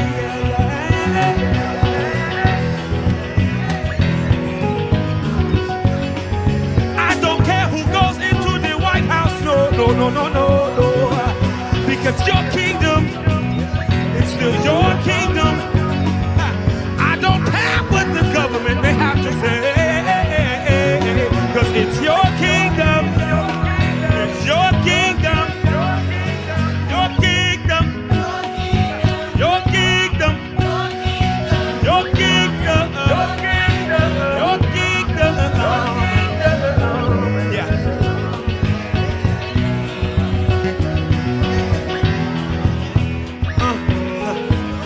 One more time, say, your kingdom, come on, your glory is yours, God, not my own, and all power is given to Jesus, your Lord.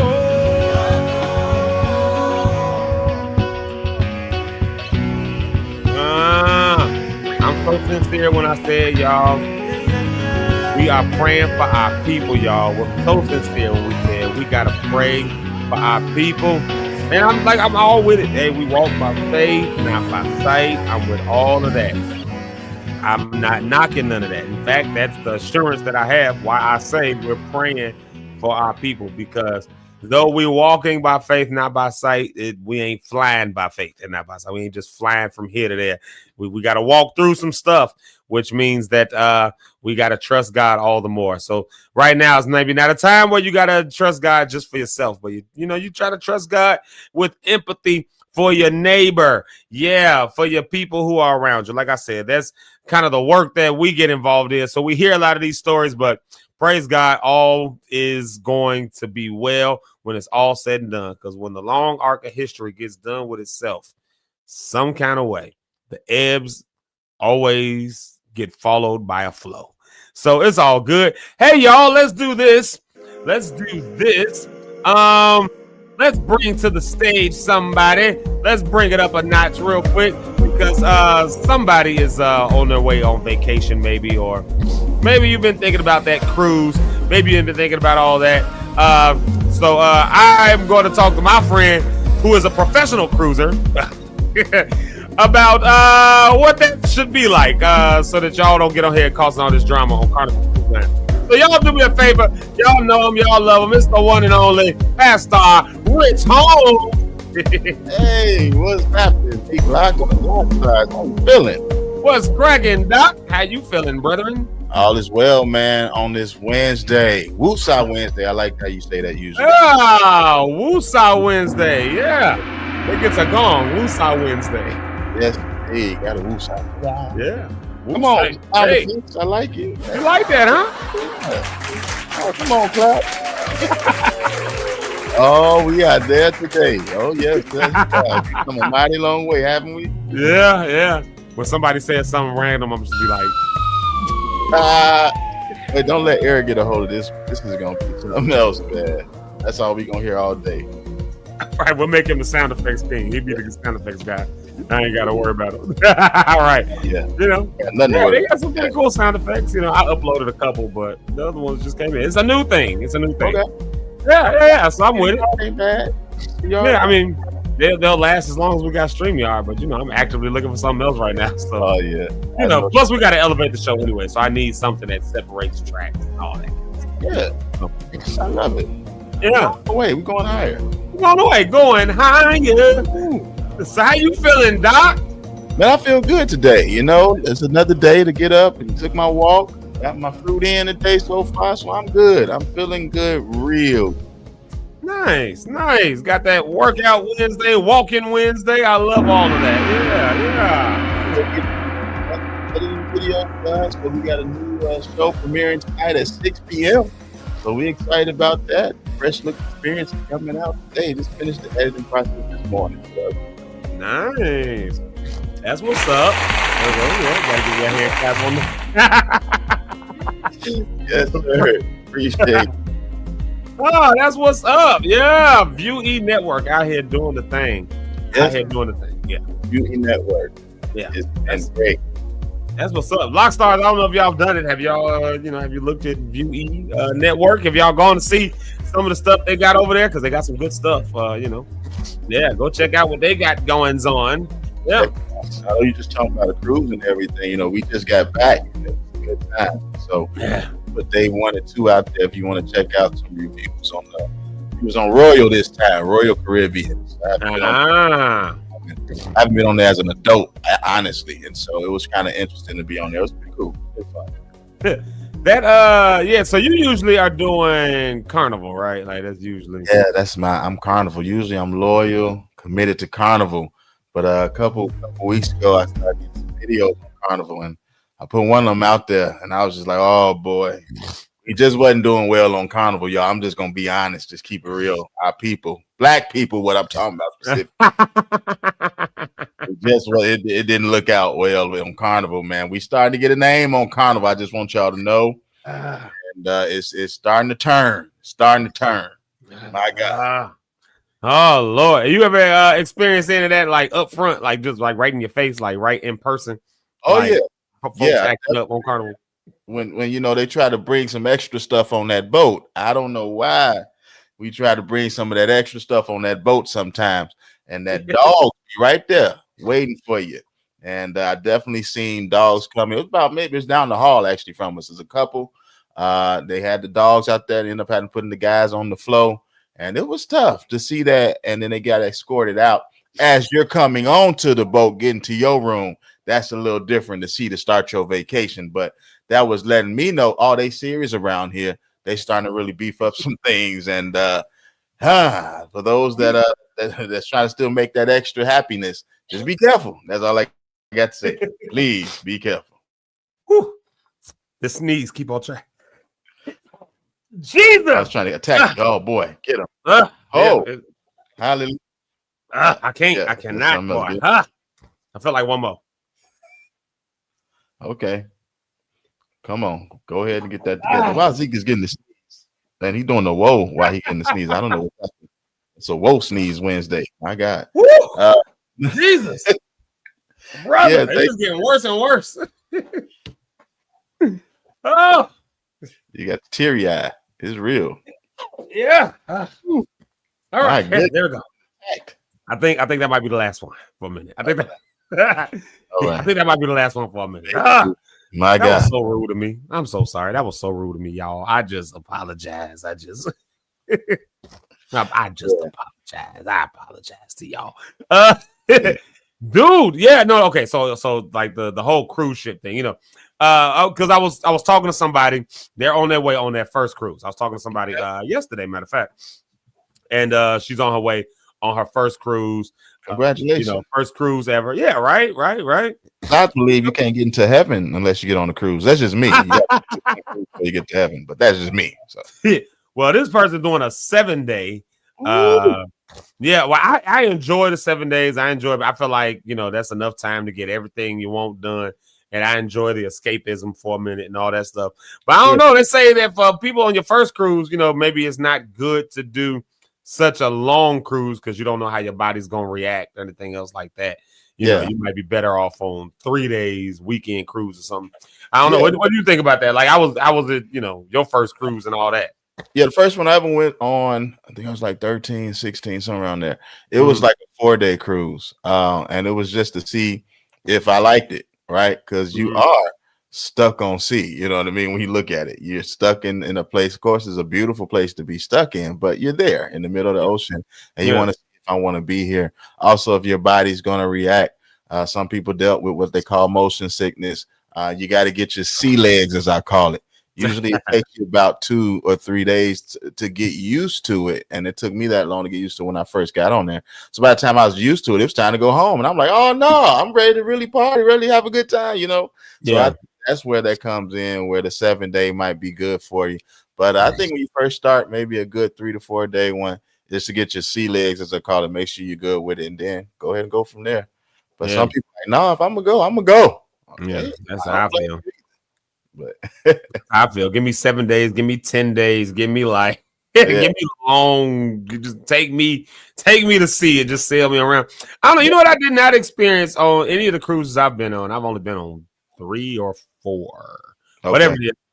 One of the things I've not experienced on any of them though was I never felt that dizziness, that nausea. I never felt any of that, like ever. Me neither. Never felt that. The only thing it was off balance took some time for a minute, but other than that, but I was never nauseous, no headaches, nothing like that. But it was just really getting you. Oh, we moving. Let me make sure I move when it moves, just like that. You know what I mean? It was just, that's kind of how it was. I do remember sometimes, like if you get on rough waters or something like that, it might be like that. Oh, wait a minute, but it's just more so of a, like you're on a moving vehicle, like if you're on a train or something like that. It's like a light version of being on a train, like very light version of being on a train. You know, you get up on the metro, you try to move around to the CTA, and you doing all this, and you got to hold on the bus or something. You know, like a cruise is like a very toned down. It is version of that. For me, at least, it was. Yeah, and like it's a city on a boat. So just remember that too. Like it's vacation, but real stuff happens on boats, just like in any other city in the world. So just be mindful, be careful of that, and you'll have a good time. Like I have a good time every year. So I promote cruises. I tell everybody you need to go on one. Like I said, can't get into heaven unless you get on one. You know, I didn't say it's in the Bible. I didn't say God said this is just me. This is me talking. You got to be clear for some people. Right. They'd be like, they'll clip the thing out. Pastor says you can't go to heaven without going on a cruise. Then be all like 10 different things like Ruslan or somebody in there. See, this is the problem with the church today. Like their pastors are teaching you that you need to, otherwise they're just adding things to the God. Like, shut up. Like, no, cruises are so much fun though. Like I'm always telling people like, hey, man, do that. Like, because it's like an all-inclusive situation. Like if you're gonna go out of town, you're gonna pay for a hotel. That's covered. You're gonna pay for food. That's covered. You're gonna pay for the, you know, like traveling to seeing things. I mean, they ain't really covered, but it's kind of covered. You get to go into like different places. You know, you might not do the excursions and stuff, which me personally, I'm not a huge excursions fan. Like, you know, did I lose Rich? Y'all, did we lose Rich? Oh no, I'm not here. You still there? No, I hear you. Your face just ain't there, but I hear you. So hey, that counts for something. Come on, please. Well, I'm here. There it is. We back now. Oh, we see you. That was weird. Like it just went off the screen for a minute. Maybe that was just on my end. You could have been still showing up on the. I don't know. Anyways, though, yeah, I'm not a big excursion person now. I'm not like I don't need to necessarily do maybe some zip line, and that's fun. I know we did that. We on that cruise that time, but like going like through I'd rather like walk through the town. If we get, you know, they give me an hour or two just to walk through the town and see some stuff. And I'm not always the safest when I do that, but no, you're not. But it's but you live life. You're a rock star. You live life on the edge. I've never seen somebody do these things like Zeke. He wants to go really into the hood of where everybody at. He'll sit on their couch and just chill and talk to them and have whole conversations. And this is a literal thing that happened, y'all. By the way, this literally happened in Belize. This we went with my cab driver back to his house. Him and his wife, beautiful, lovely people. They served me. They served us lunch. I had a good time. Great time. It was a great time. Ooh, see what I'm saying? Like I didn't ever got that far. You know what I mean? I kind of go with the carnival crew. Hey, where are we going? Where's this? Where's that? But my wife on the other end is adventurous. Oh my God. And so we will be in all types of places and different nooks and crannies. You never know where we're going to end up when we get out there. And it doesn't cost that much. I think I want to tell you it's a lot affordable. It's really affordable as well. I think it's a great way to travel in that space. But getting off the boat, I enjoyed it. Some people be scared to get off the boat because of what's going on in the climates and different spaces like that. But a lot of times to be safe and secure, and you just got to know yourself. And like Zeke is just very, like I said, strong in himself. You know, God got him protected. He'll go with the locals anywhere they take him. He'll go to the local guy. He went to their house. Did y'all hear what he said? Literally in their house. Literally in their house. He started off as my cab driver to just go see some of the countryside, and then we were at his house. And Stinks was with me at that time. And Mama, I'm sorry to tell you this, your daughter was with me. We was all in some. I don't know this man from Adam and Eve. We was at his house, and she was looking at me the whole time like, nigga, what in the hell is wrong with you? And but she still went with me, like she was riding with me. We was there. That was a story to tell. I was like, oh, that's different. And so But yeah, I think it's fun things you can do. If you don't like swimming with the dolphins, you can always walk around just to see scenery. And they got a lot of beaches, a lot of the places that they go, and the beaches typically are free. If they try to charge you, I wouldn't pay too much of it. It's probably like $5 to $10 if anything. But yeah, just be mindful of that. But yeah, it's fun. It's a good time. Shopping is out there too, duty free, so that's always good too if you're a shopper. Oh yeah, that's true. That's true. Yeah. Good jewelry out there. Well, I got cruise fever. I want to go on a cruise. We need would it be fun if we had like a bunch of lock stars just meet up on a cruise? I guess it'd be fun. I don't know. Some of y'all might be wild and crazy in ways that we don't want to see.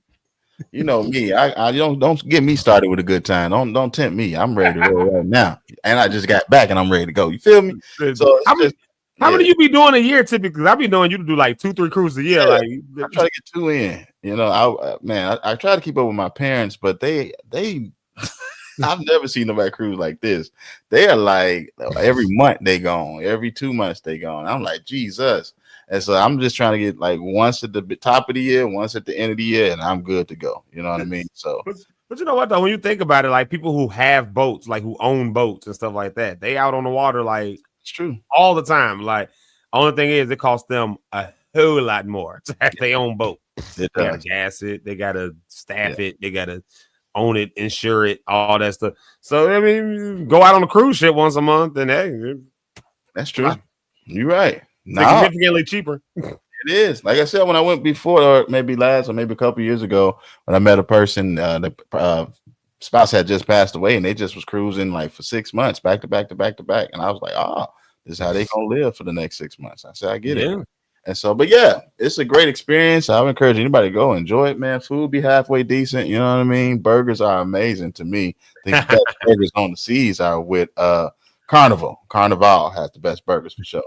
But if you need other things like that, go ahead and eat everything else, oysters and all that stuff. But they do have some decent dinners now. The dinners that be at the the little when you get, especially when you're with a group of people that you love, a group of people who are just a good group of people who you having fun with and all that kind of stuff like that. Dinner be fun.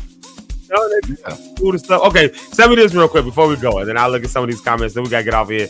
But tell me this real quick. Okay, what is some bad etiquette? Like, what's some of the worst etiquette that you've seen on a cruise, or something that you had to learn the hard way as etiquette on a cruise ship? Let me tell you, you trying to fake that cutting and line stuff, that don't work on a cruise. Like, I done seen fights happen. I done seen arguments happen with the staff and the guests. I done seen guests arguing with each other. No, you don't cut in front of me while I'm trying to get this burger and this fed in this buffet line, trying to get into the shows. That cutting line stuff, bad etiquette. Elevator.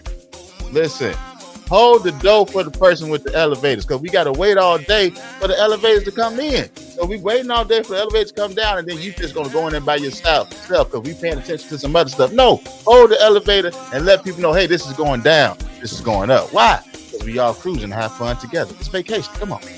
Yeah. That's a good one. No, give one more. Give one more. Go ahead. You need to know before she go. Man, saving the seats at the shows, like maybe 1 or 2 guys, but we be saving the whole row for 3 people. And it's like, come on now, we can't do that. We got 3 people coming, we're gonna save the whole row for the 3 people. No, that's not good cruise etiquette. Why? Because we gotta have a good time. We cruising, baby. Come on. Yeah.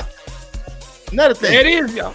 Go ahead. Tackling the comedians. Sometimes they trash, I know, but they doing the best they can. We up there trying to take over the show, being more funny than them. And a lot of times we are more funny than them, and I appreciate the laughs. But for all around purposes, because you will get kicked out, and they will try to fight you and throw you out with security. And I don't want you to do that. So it's etiquette. Just let them be trash, and you just laugh in the background, okay? Because we cruising, baby. It's all a fun time. We try to have a good time. We ain't trying to go to jail over telling somebody they stuck out their job and what they're doing to make you laugh. You just enjoy the day because we cruising, baby. Come on. Hey, what about dealing with the staff? Like, I hear that people be acting like the staff is their personal servants and stuff like that. Then they don't fit. Yeah, Please tip the people. Do not give them $5. They've been working hard for you. They clean your drawers. They clean your room. They make sure everything is straightened up. All that weird stuff you be having in your room, they got to see that. And they got to clean it all up. That throw up that you be having because you had one too many drinks, they got to clean that up. And you want to leave them with $2. You want to say, hey, take my gratuities off. I don't want to deal with all that. You know what I'm saying? They didn't do all this. They didn't work their hard. No, get them more than $5. You're only supposed to give them, I think it's $15 a day or something like that. You can afford that. Why? Because you're on vacation. You wouldn't come to vacation being broke. No, you're going to have some money and use some money. Set some aside. In fact, here's what I do. I get $50 in ones. Yes, I do. $50 in ones, and that's my tip money throughout the whole cruise. So I give them $10 here, $10 there, and have a good time. Why? Because we cruising, baby. It's fun. That's right. We're having a good time. It's all about having a good time. So if you're going on a cruise this winter or this fall, or just any time in your life, anytime, such as my friend who's going on a cruise, I think next month, here's some etiquette that you can have. Don't go up there treating the people bad. Don't be cutting in line. What else did you say? Don't be hackling them comedians, no matter how. Don't hackle the comedians, y'all. Yeah, don't heckle them. Y'all leave them alone. Let them be trash. We know, we get it. You are not at Caesar's Palace in Las Vegas where you got Jerry Seinfeld on your cruise ship. It's not. Chris Rock and Kevin Hart are not doing the comedy on your cruise ship. You will not see Dave Chappelle on your cruise ship. You're going to see Lil Buffy from backwoods Omaha, Nebraska. And let me encourage also the singers. You know, they be performing. They sing sometimes. This ain't Patti LaBelle. This ain't Jasmine Sullivan. No, they are from probably C, maybe D-list or maybe C-list. And they're doing the best they can to give you some entertainment and sing. So don't go down just because they hit one note that's right. You better sing. Because that's going to throw them all the way off, okay? And you will not hear another right note the rest of the show. So I encourage you, just be quiet and enjoy the show. Because the more you encourage them, the worse it gets. Come on, somebody. Well, there you have it, y'all. Now y'all know how to cruise. I tell you what, since we're cruising, y'all, we in the middle of the week and we're going into the end of the rest of the week. So we're cruising on into the rest of the week. Rich Holmes, give the people some encouragement and send them on their way as we get out of here. I'm going to keep the party going. It's a good party. Hey, yeah. You know, when you're on the cruise ship, things can happen on the cruise. You're enjoying life. Things can go smooth. Then there's sometimes that some rain might come, right? A little storm may come, or some high waves may come on the high seas. You know what I'm talking about? And the waves crashed against that boat. My goodness. And no matter how big the wave is, and it crashes on that boat, here's one thing I enjoy. I'm thankful to God that boat was built to sustain waves. That boat was built to sustain storm. Well, I'm about to set you up right now. I want to let you know the Creator God, hey, He built you. You are built different. You're built to handle storms. You're built to handle the struggle. You're built to handle whatever it is that you're going through because God created you, and the Creator Himself ain't just all the way up. And if His power is available to raise Jesus up from the dead, that same power can help you get through that storm. That same power can help you push past the wave. That same power can help you push past the struggle. I want to encourage you, stay connected with God. Keep riding the ship. Let Him be your captain. Let Him be your guide, and He'll get you to the other side, whether the storm is there or whether the storm is not. Stay asleep, my friends, while you're going through the storm. Hey, life is choice driven. You'll live and die by the choice you choose to make, but I got a hint for you. Choose life. God, thank you for this time of coming together. Thank you for this time of just even experiencing you in another way. Help us to see you in everything that we do. See you in all the people that we meet. See you in everyday life, God, because you have been good. You have been great. You have been merciful. And so, God, we pray a special prayer for our friends that are different cultures that's going through some things right now that we may not all understand, God. But God, we believe in your plan. We believe in your will. In some kind of way, you're going to turn it around for our good. And help us to give the resources that we can give, Lord God. Help us to provide all the help that we can and the care that we can. Connect us and connect them. I'm asking, God, that you raise up somebody to use their power, their influence, and their ability to help them in the time of need. And God, we thank you for purpose and direction. Till we meet again, In Jesus' name. Amen. In Jesus' name, amen. And amen, y'all. Another great show. Definitely appreciate all of you Lock Stars for jumping on this morning, early in the morning. Y'all have a great Wednesday, the rest of your Wednesday, the rest of your week. Look at that. Miss Ursula Ellis, of course, gave you the amen. My mom and my mother-in-law trying to plan a cruise right now. Let's go. Yeah, they trying to plan one, Doc. Lockstar Cruise next year, August 1st. I'm putting out September 1st, Labor Day, August cruise next year. I'm putting it out there. Hey, I ain't opposed to it. My mother-in-law threatening me. Y'all see it right there. My baby would have came up missing. Yeah, because we was definitely in random people's houses.